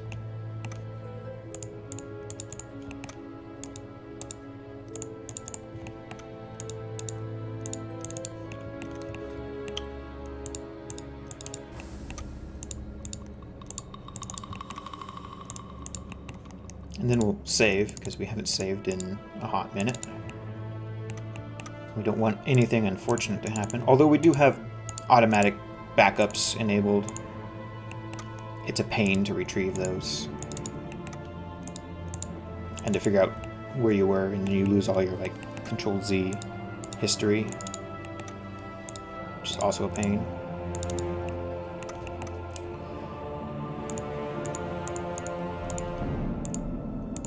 And my poor old computer, my ancient computer, not the most stable these days.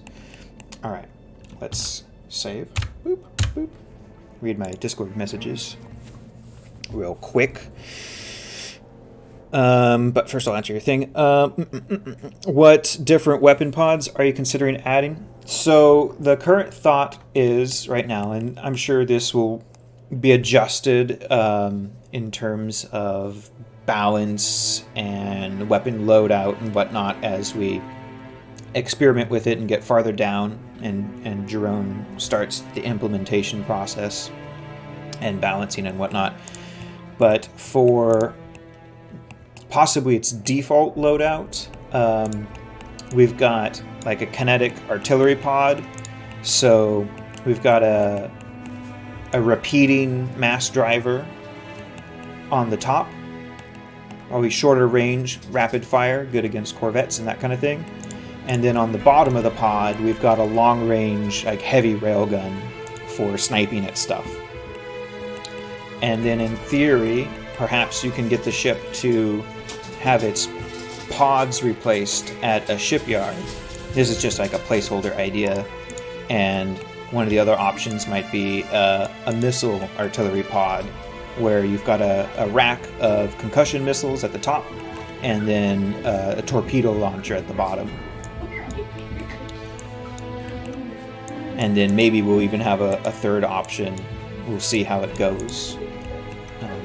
But they'll be pretty easy to like add additional options if we need or find the system works and plays well.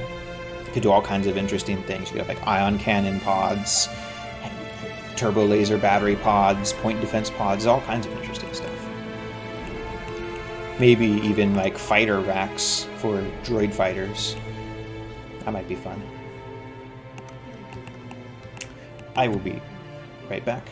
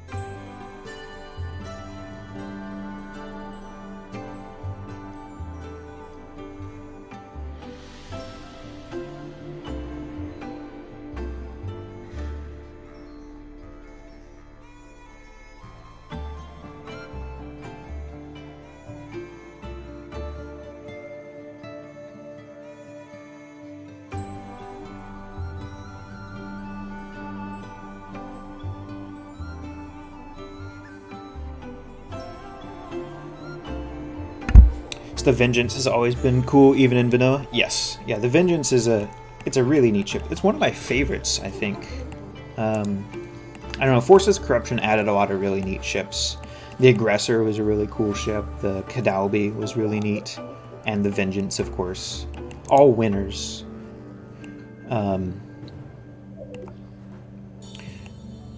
It's a little chilly. Mostly my fingers get cold. But yeah, the Revengeance, we're gonna rebuild it from the ground up, but we're gonna mostly keep what we have in terms of design here, because I think we're pretty solid.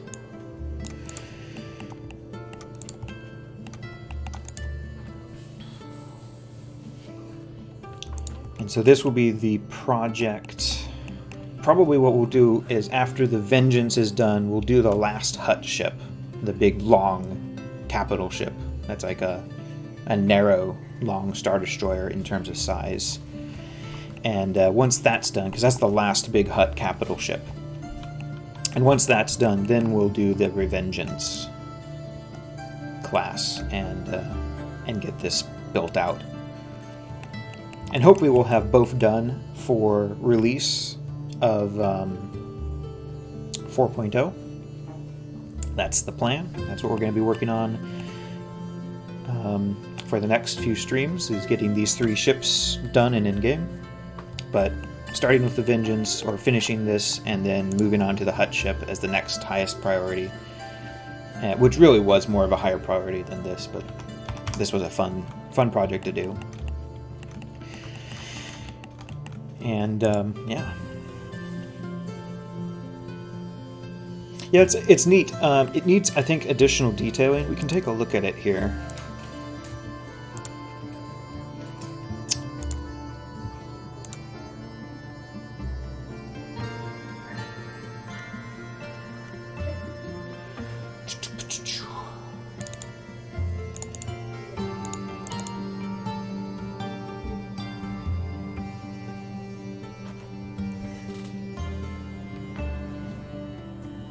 Give us a second here.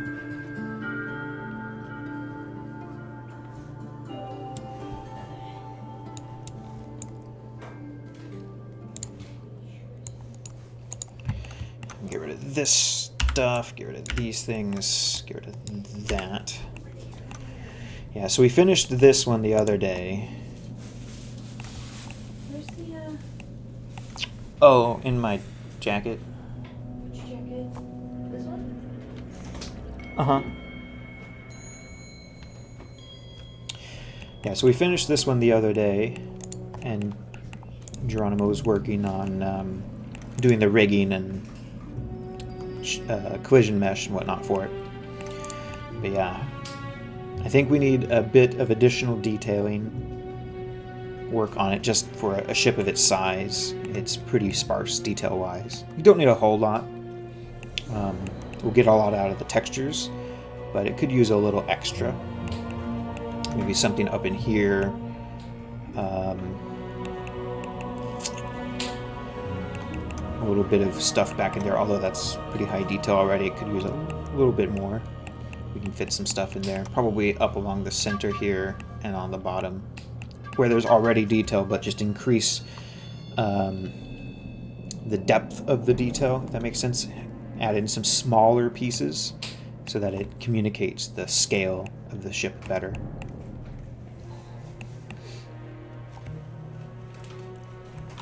But yeah, it's we'll have to clean up the model. I'm not sure how optimized it is yet. I didn't make it. It's a warp null model.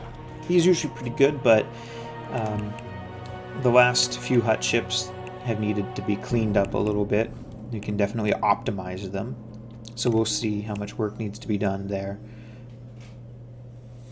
But that should only take maybe an hour or two to detail it and clean it up, and then we'll get to the texturing. And it'll probably be a 3 2K texture ship. We put 2 2K textures on this one and this one, so we can probably get away with 3. Ideally, to maintain texel density, it'd probably get 4, but we'll see what we can do with 3. We should be alright. But yeah, so that's the project after the Vengeance.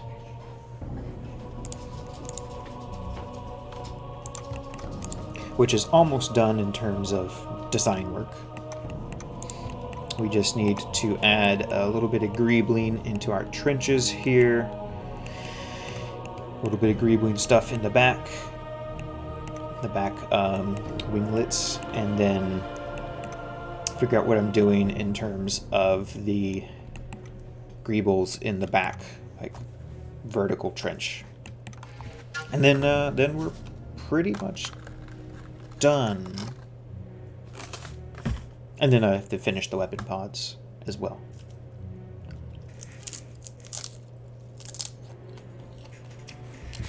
Galleon-esque.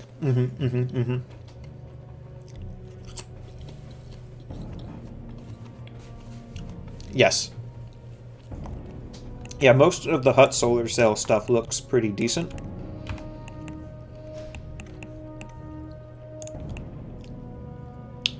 Because it looks like the sails aren't trying to be sails.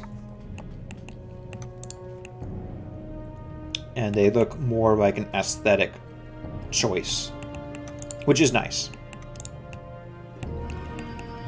They put it on there to be fancy. And they might serve some sort of practical purpose. Maybe they help align the deflector fields. Maybe the Hut region of space has a lot of solar wind activity, and so they're there to help supplement the engines a little bit. But they aren't overbearing, even though they're like bright red. Okay. Let's continue. We're gonna have dinner at 6, so I'll probably need to wrap things up at about 5:30-ish, 5:20, 5:30, in and around there.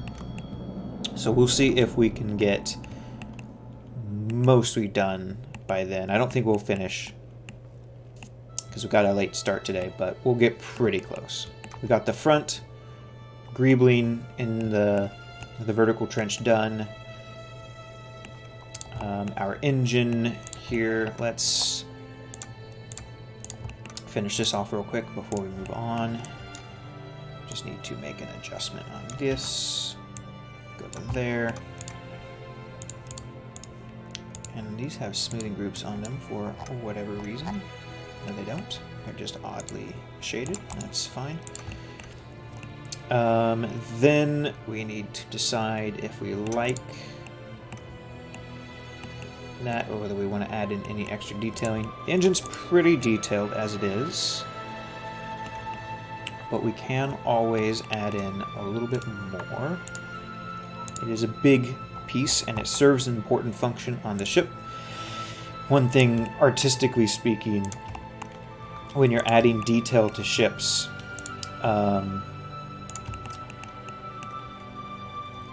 it's important that you balance your detailing correctly. You don't want the ship to have more or less detail relative to its peers, as best you can. Sometimes it's unavoidable to have a little bit more or a little bit less, but you try to keep things balanced so that one ship doesn't stand out from another. Generally, the more detailing you have, the more it makes the ship look bigger, or the more appropriate it is to be larger. And you also want to focus your detailing into clusters of detail, and then areas of lighter detail, which is a visual trick because your eyes get tired looking at something that has a lot of detail uniformly all over it. So you want something with an area of high detail and an area of low detail. So what we have here is we're going to have an area of relatively high detail on the engine, and then the side face of this pylon is an area of low detail. And visually, your eye is going to run down the pylon of low detail, hit your high detail, and then continue on down. And the antennas do a nice job to kind of bleed off your vision into space, so then you can look at other things.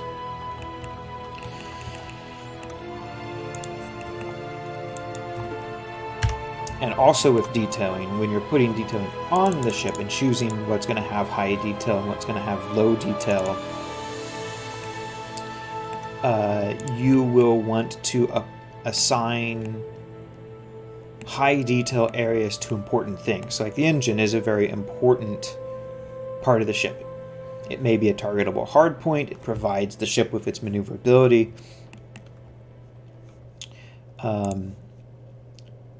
So that's a good area to apply high detail in, since it is of high importance on the ship.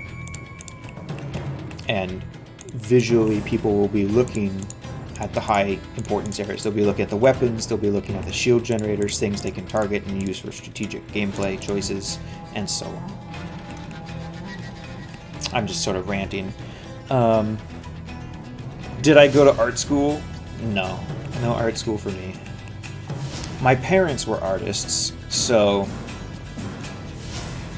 and I went to a private school for high school, and they had an art class that was mandatory for everybody. And so in that, I'm sure that I picked up, well, from my parents, I'm sure I picked up a lot of good artistic practices. And some of it's just logical, and some of it's self-taught.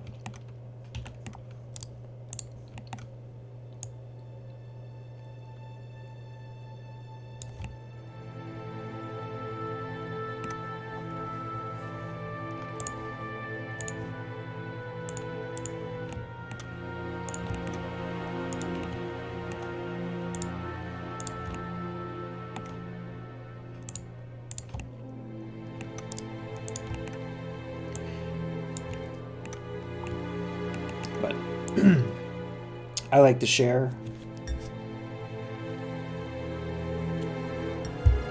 I like to share the knowledge, the good art practice knowledge with people, because you see a lot of amateur 3D artists and designers make mistakes that are really easy to avoid, like doing stuff where they'll put a uniform amount of detail across every surface on a ship.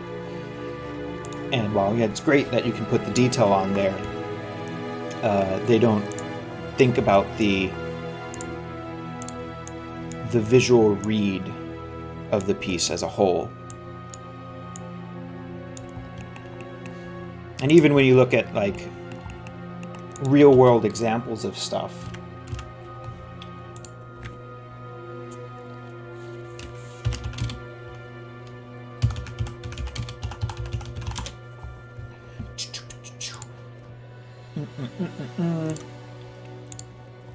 that is a render. Let's not look at that.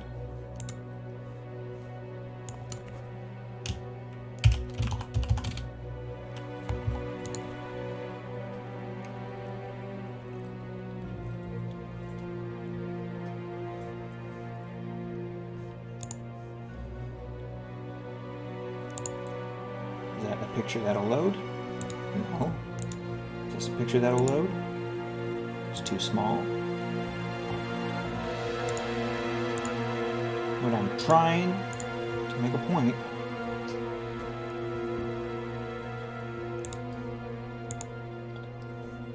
alright, so if you look at the best modern military, the most attractive modern military warship ever made, the Kirov class battlecruiser, you can see a lot of that design language. Now granted, it's a military vessel, it's designed for function over aesthetics, but you can see where you've got areas of high detail, like these missile tubes down in here and these guns turrets here, and then you've got like this big flat surface, and then you've got an area of high detail with like radar tube or radar domes, and then all these antennas, and you've got like this big flat surface here. Then you've got a bank of windows, high detail, and then kind of a flat blank surface on the roof. Same here, you got this big, long, not particularly busy hall and a really busy superstructure. So you see this design language, or this visual language, come up in real life all over the place, where you've got clusters of high detail separated by larger flat surfaces. And it helps make things look realistic as well.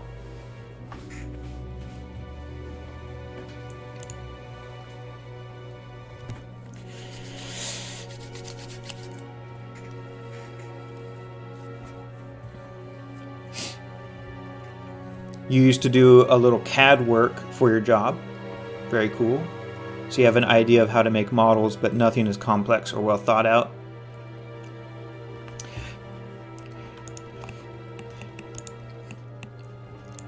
I'm not sure if I would go so far as to say it's well thought out.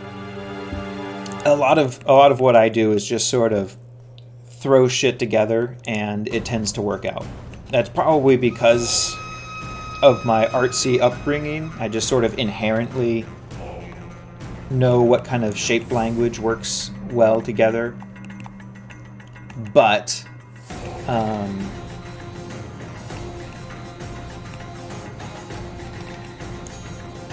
it's not as planned out as one might think it is.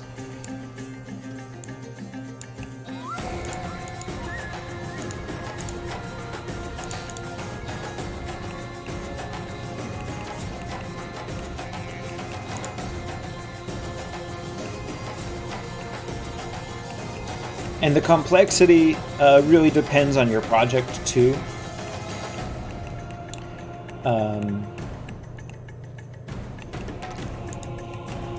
So like if you're making a model for a render, just rendering, you don't have to worry about polygon count because you're not worrying about a game engine and FPS and performance and all that. So you can get away with essentially as many polygons as you want. Oftentimes more is better when it comes to rendering. And you can have immense texture sizes, many textures, because you're not worried about those textures being loaded in. So like in a game, when you bring in a unit, when you spawn it in, which is why Empire at War lags whenever you bring in a unit in as reinforcements, is because when you click and you drag that unit from the UI, the little icon, onto the map, the game engine now has to go into all the game files, find the textures, the model, the weapons, their textures, all the code for that ship. And if it hasn't already previously, it has to then extract all that from the game files and then load it into your memory, your computer's memory, and then it can spawn the unit. Then the graphics engine knows what to do and it's got all the files. And so the more polygons you have and the more texture files you have and the larger those texture files are, the longer it takes to load that stuff, extract it, and to load it into memory. So when you're doing model surrenders, you don't really have to worry about that because you're not playing a game. You're not an interruption waiting for stuff to load doesn't really matter to you because you're not on a time budget where you're playing a battle and you expect stuff to run smoothly. You can wait a couple minutes for things to load if you want. And so you can get away with very complex models with big complex textures to make your really fancy renders with. And then you get like some of those models, like the fractal sponge models, they're beautiful models, but they're designed for fancy renders. They're not designed for gameplay. They would never work in a game engine. They would crash the game probably if you tried to load one of those models in. But they make beautiful renders because they have all that all those polygons dedicated to detail and those big fancy textures.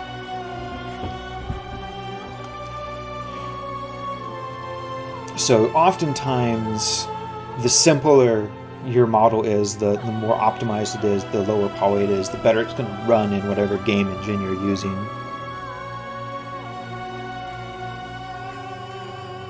As I go on another rant. That's what I do. I'm spiced up. It's good. I have to make up for sleeping through my alarm with an excess of deranged ranting.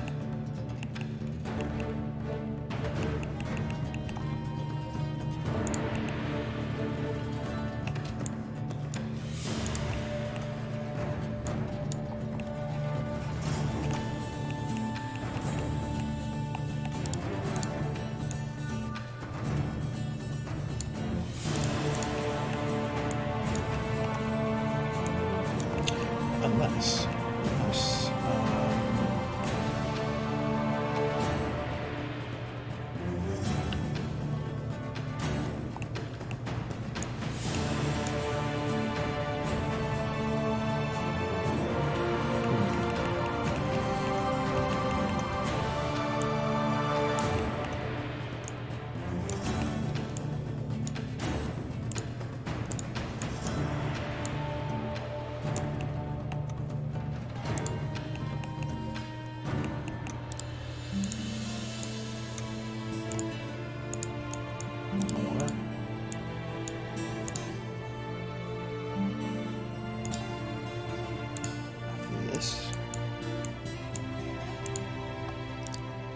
but a lot of this stuff I've picked up over years, because I've been doing this for on and off as a casual hobby for 12 years now.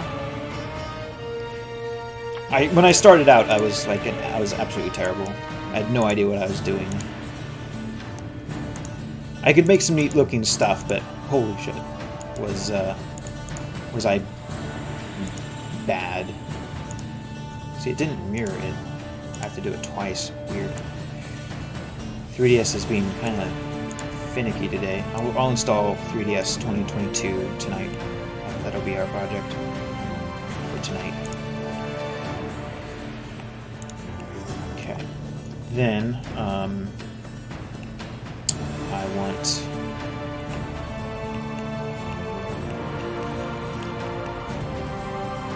Show me this real quick. I also used the wrong pipes. That's fine. We can throw on the correct ones here in a bit.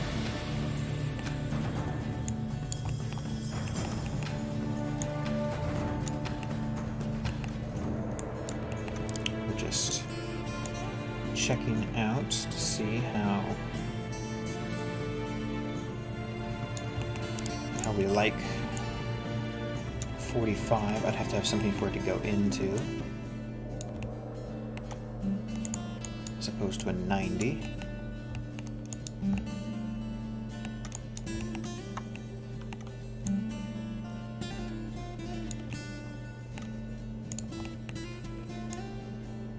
.45 might work better,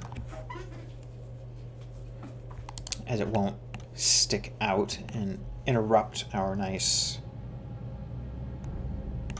angle that we have. I mean, I can always like stick these in deeper and have them do something like that instead as well, or I can just move this piece in as well. There's things we can do. We have options. But we're going to start with pulling in the right pipes. So I used angular pipes instead of flat ones. And that'll help a bit, because the flat ones aren't flat and won't protrude as much. But yeah, I don't want to disrupt our nice angle.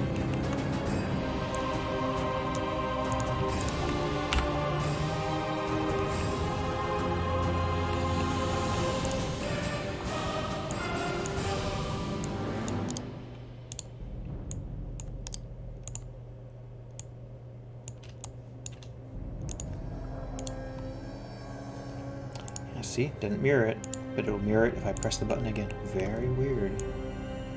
All kinds of messed up. Okay. Then in here, maybe I need that pipe to get out of this. Let's make a save real quick.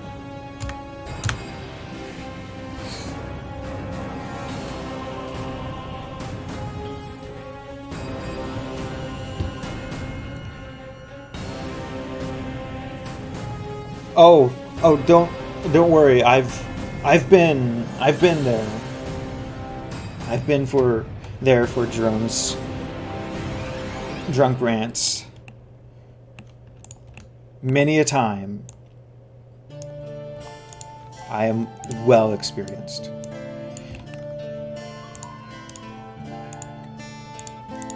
I've been the subject matter of the drunken rants as well.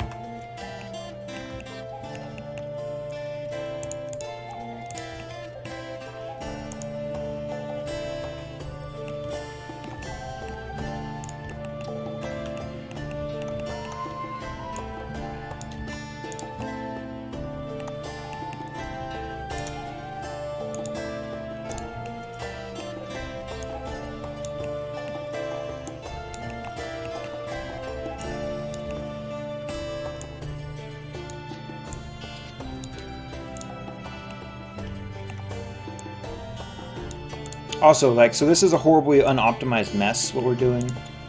Just like slapping objects and shapes together, all willy-nilly. That's on purpose. It's just how I work. We will later, likely tomorrow, go back and we're gonna optimize everything. So we're gonna go in and delete all the unneeded vertices, merge things, rebuild shapes so that they're all efficient, get rid of all the unneeded faces, and basically make the mesh really clean and optimized so when we go in to texture it, we can get our maximum texel density out of our UV. And so it's just clean. It's nice to have a clean mesh. I don't like doing sloppy work.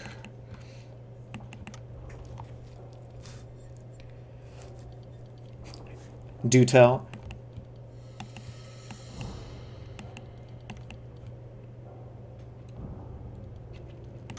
I don't remember what the last one was about, but I think the one before that got me in trouble.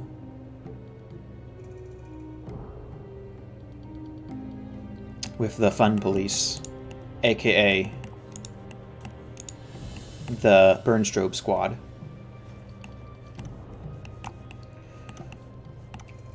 Let's make an antenna.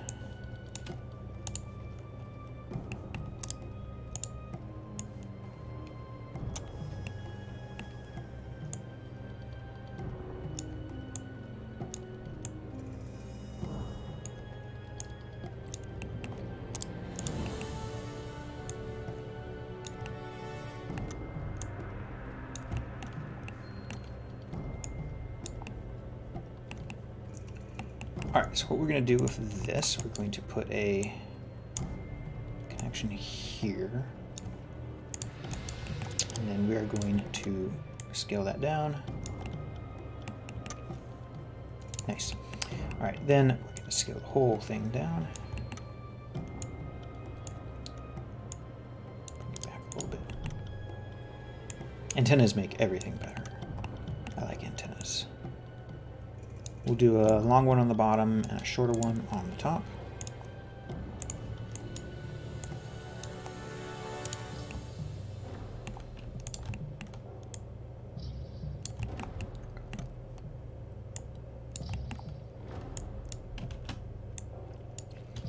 Actually, correction.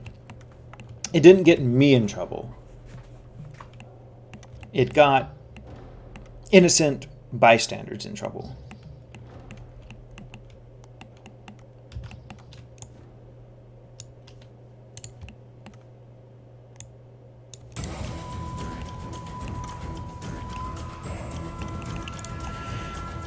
Do I want to do a cutout?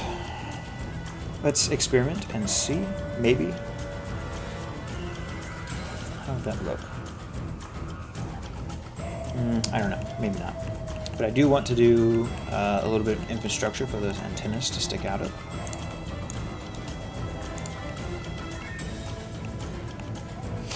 You're both glad and sad you missed that whole era. It sounds like a very interesting times. Well, there's still drama. This was not so long ago, like months, less than a year, maybe. I don't know. Time flies. Maybe it was a year and a half ago. I don't really remember exactly when it was, but recent. The drama still happens because some people can't let go.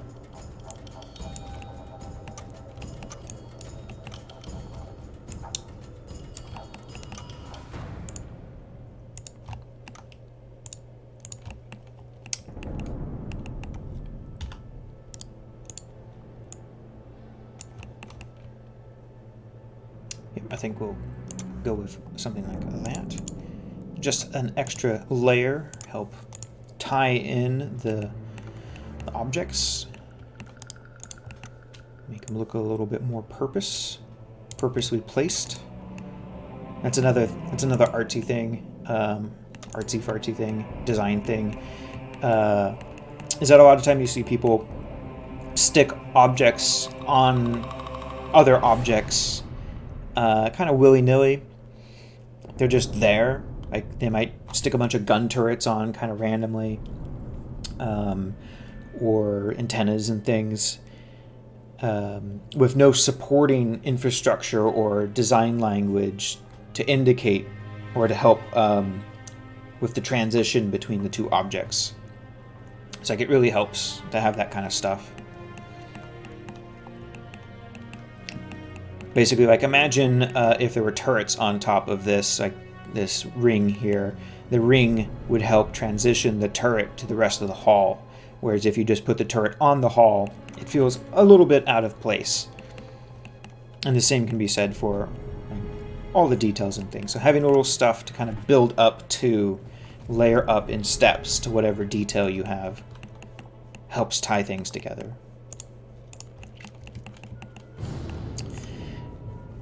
We still want some details in the hall here. Let's grab one of these. We want to put some lighting in the hall, or in this trench. And by lighting, I mean windows. Although, we can put some pretty sick lights on this later down the road. As well, since it's kind of a weird ship, we can do some pretty neat stuff. Like, we can put little lights at the end of these antennas. We can have some, like, red glows down in the trench where there's the greebles. But we also want banks of windows, which help communicate the scale and add some more visual interest, and really gets pretty spicy when you have like dark, shadowy maps. So our main locations for windows, because we don't want windows all over the place. Again, we want moderation. So we're going to have windows in the vertical superstructure in the trench in various places.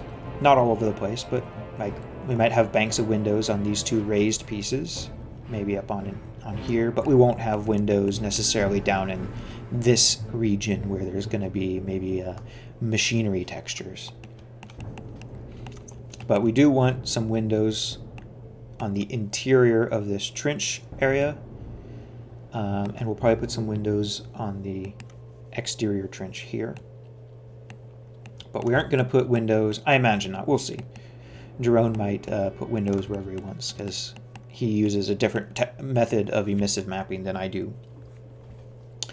So he'll end up putting on the windows. I'll put my own windows on in Substance Painter and /Photoshop for my own beauty renders and uses, and then he'll put his own windows on when he goes to put the ship in game.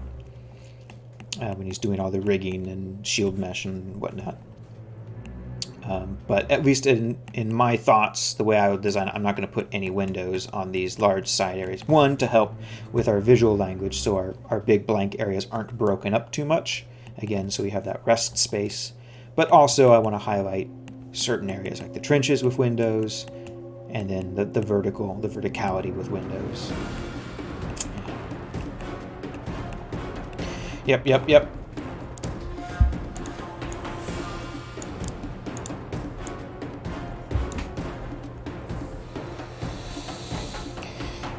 both glad and sad. Yeah. So, yeah, there was a lot of drama back in the day. There still is.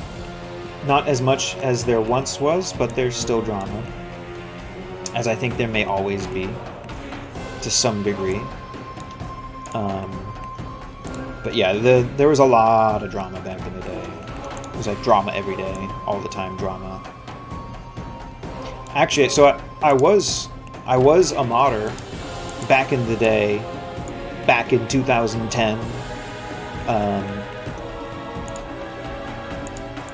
At the very beginning, not at the very beginning, but at the, before Remake and before the Old Republic at war and all this stuff. I was around and about doing things, making ships, making textures and stuff. But then I took a break, a hiatus. I had my own mod for a while too. And after maybe 2 or 3 years in the community, I took a hiatus because there was just too much toxicity and too much drama. And so I took a hiatus for 3 or 4 years, where I kind of tinkered on my own project a little bit, but largely out of the public eye.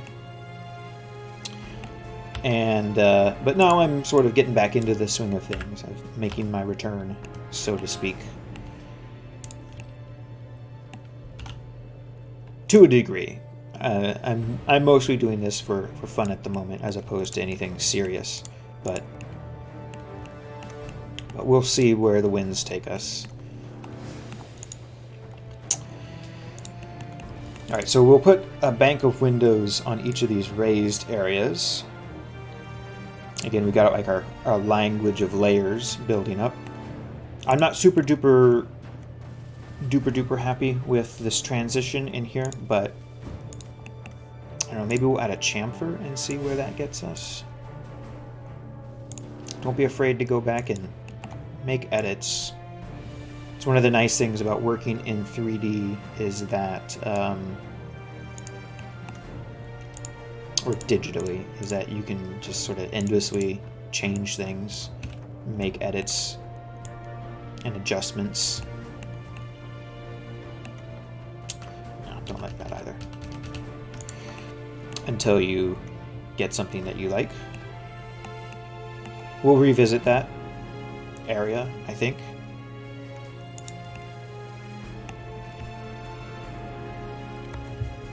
But for now, we'll keep this.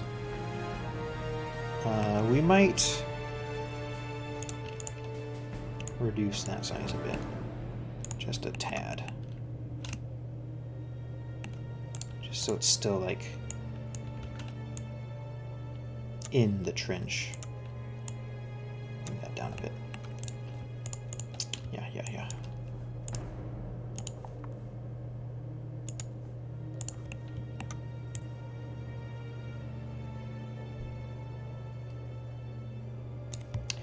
Something kind of like that. For now. Cool. Cool. Make a save here. Right, got to have gun platforms for it makes sense to have turrets here. Yeah, I mean, granted, you don't always have the poly budget for extra details and the extra layers, but if you do, it can help a lot. But there are, of course, advantages and disadvantages. The more detail you add, the more you have to optimize, or the more things you have to optimize, and then the more stuff you have to UV map, and the more things you have to worry about when you're texturing, and it can take texel density away from your craft as well if you've got a lot of little protrusions and things taking up those pixels. So it's a balance, but again, like one of the nice things working digitally is you can always take away or add as you need. You think the new window textures were made when Jura made the new ISD? They've really added a lot? Yeah. The Imperial window textures that John Omo made are pretty dope. Pretty good windows. A lot of people do just regular lights for windows, but when you look at windows on like buildings and things in real life, you have your light source, like let's say your window's a square, but within that, because you're looking in on a room and that room has depth and there's objects in it, it's not going to be an evenly lit source. There's going to be shadows and shapes and things that you can see in that light emission. And then every room is going to be lit slightly different. They have a different amount of lights. The light bulbs are going to be different. Even if something, say like an office building uses fluorescent lights, not all fluorescent lights are equal. Some are warmer or colder in tone. Some are brighter or dimmer. So you're going to get all this variation. And his texture has that variation, which is nice. It adds that realistic effect.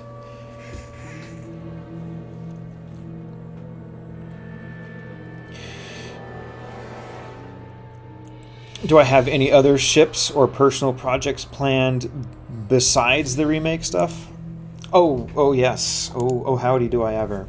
So the remake stuff is just like a little side sprinkling from what I normally do.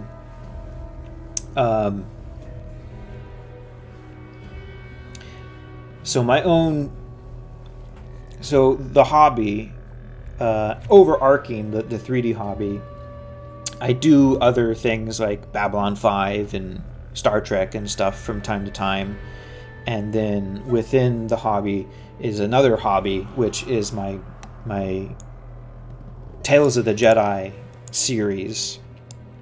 And that's sort of split into two hobbies. One of which is my old mod, which is sort of a forever work in progress casual mod hobby, where I'm making a mod set during the Tales of the Jedi era, starting at the Great Hyperspace War and then progressing about 1,000 years through time. And then, as a sister hobby to that mod project, I'm also just making 3D modeling and texturing all the ships from the Tales of the Jedi series because I can. And so most days, most of my time over the last 10 years, and most days where I work on this stuff on stream have been for that project. And on the rare occasion I do other things like working on Remake, which I'm doing a lot of this week because the 4.0 release is coming up and we're trying to get in as much content as possible for that. So, and the Hutts really need that content for their gameplay. So that's what our focus is on that. But yeah, most of the time I do the Tales of the Jedi ships as the project.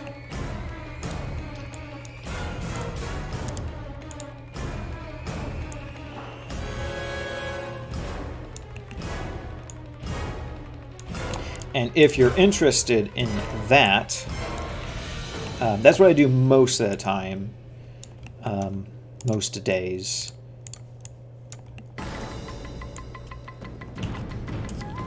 But yeah, if you're interested in that stuff, here's my Deviantart, which has renders. Most of the time when I finish a ship design-wise in the 3D modeling, or finish it texture-wise, I'll make a render and I'll put it on there. It's not everything I have, it's just whatever's kind of done, and that includes like when I have something to say. I have a lot of other ships that are finished, I just haven't had anything to say about them, so I haven't uploaded them yet. But that's sort of the main stuff that I do.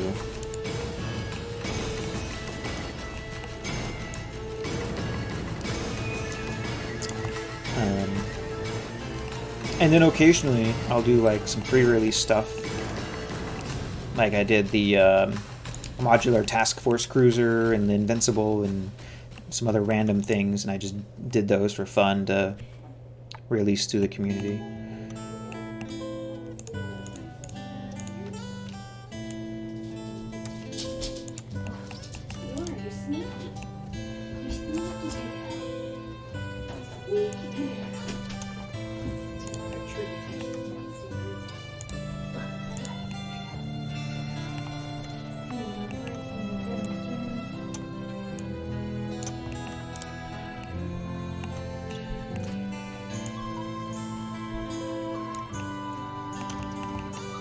And then we'll have another bank of windows here, but I want to pull this down a bit.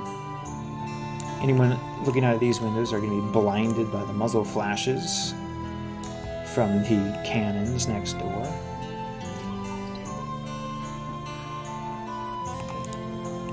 Alrighty, and then I may or may not keep this detail, we'll see.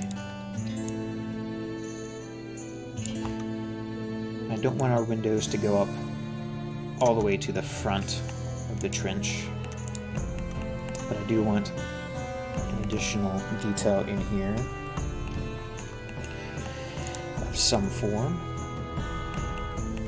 Just what yet? I'm not sure. Maybe I think we'll put a pipe back there, more industrial as we get into the depths. I'm not sure what we want to do here. We could add some depth, maybe. Think about it for a minute.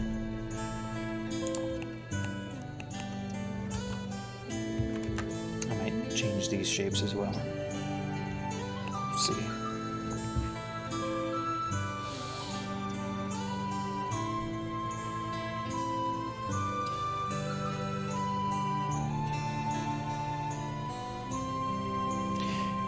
That Harbinger, so cool. Yep, well, the Harbinger's a story all to itself. It was actually one of the very first models I ever made. One of the first, like number 3 or 4. Not that version of it, but the ship. Let me see if I can find it real quick for you. I mean, I can. It's right there somewhere. None of that.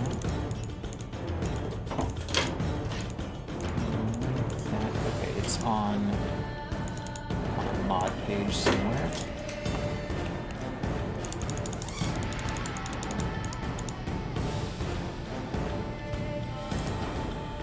Or it's literally right there and I just missed it because I'm an idiot. Oh, yeah, it's right there.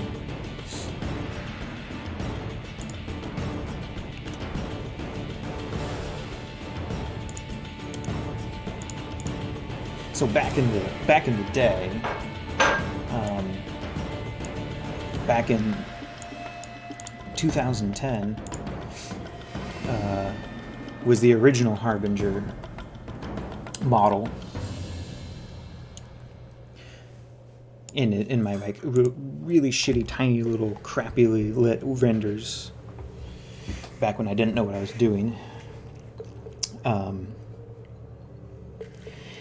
And it's been around for a long time, and every couple of years I go back in and I update the model and I rebuild it all.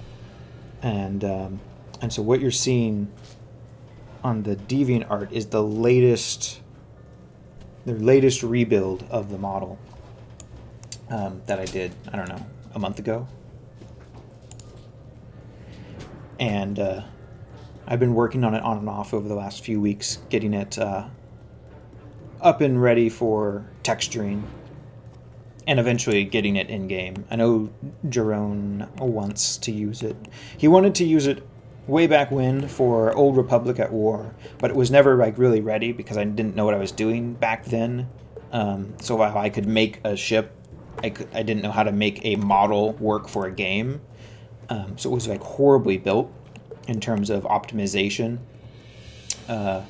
And so it was like never really ready for him, but now I know what I'm doing. So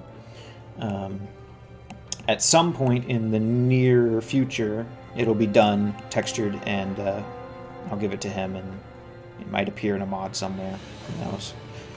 We'll see. Ever thought of giving a Peacekeeper carrier a go?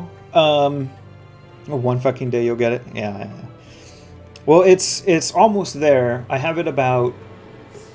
It's probably one work session away from being ready to UV map. I have like 65% of the optimization done on it now. So I just need to tie up a few loose ends, and then I can UV map it we're getting there. But, you know, other projects are up there as well, like these. So we'll see where the winds take us after we get all this remake stuff done over the next few weeks. So, yeah, the Eternal build.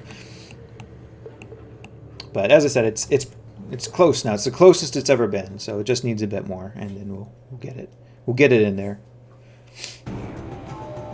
But yeah, Peacekeeper carriers. I have a bunch of Peacekeeper ships I made. I have not done a command carrier yet, although I have some bigger Peacekeeper ships I plan on doing as part of my Peacekeeper series, which is on the Deviantart, if that's what you're referencing. Some command carrier variations will come eventually, but I have so many things to model, so many models to finish, and only so much time. And then I keep doing new things. Like I wasn't gonna do the Vengeance. This was not in any plan like a week ago. But here I am spending a whole week on this thing.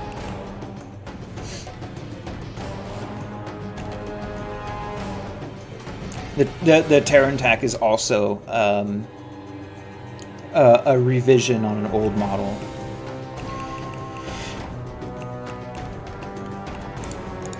But it's getting pretty close to dinner. The girlfriend's giving me the make me dinner eyes, so we usually eat around 5 to 6. So I probably need to figure out what I'm gonna do for that.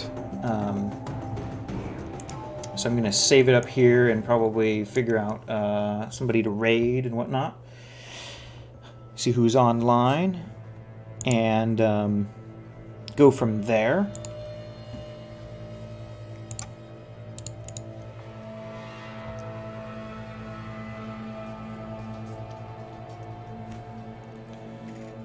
Yeah, the hut ships and the Vengeance are higher priority at the moment. Yeah.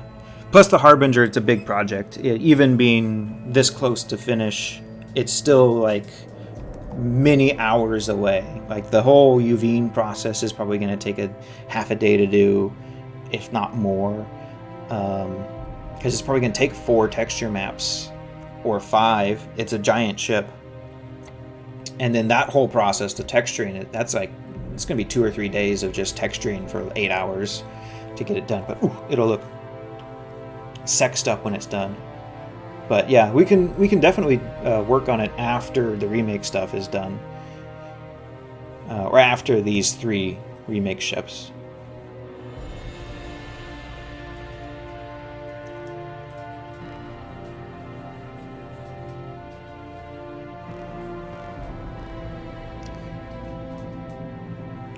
I heard a thing, but it's not telling me, so thank you for whatever it was, whoever it was, because it's broken.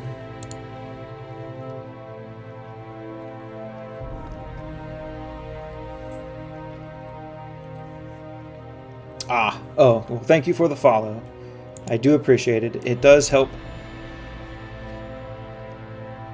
All right, so we're going to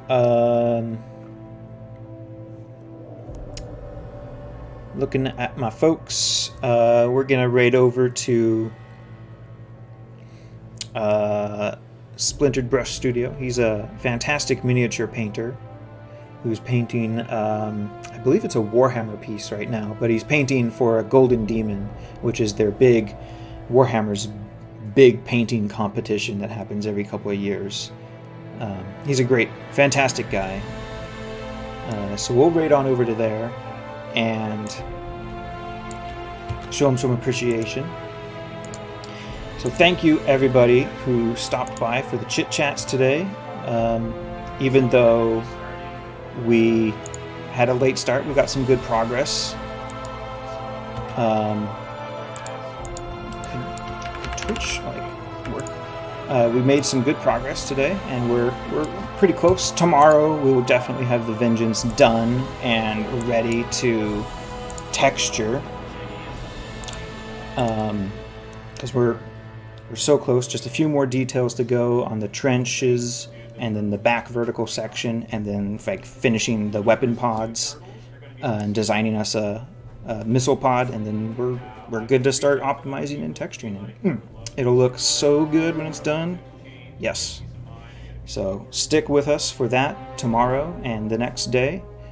And otherwise, if you're interested in 3D modeling and chit-chatting and hearing my rants about things, drop a follow, because I stream most weekdays when I don't oversleep through all my alarms. And yeah, we'll hopefully see you in the near future. So off we go. Have a fantastic evening. See you in the future. Magic. 1. Believe. Karak is raiding with a party of 7.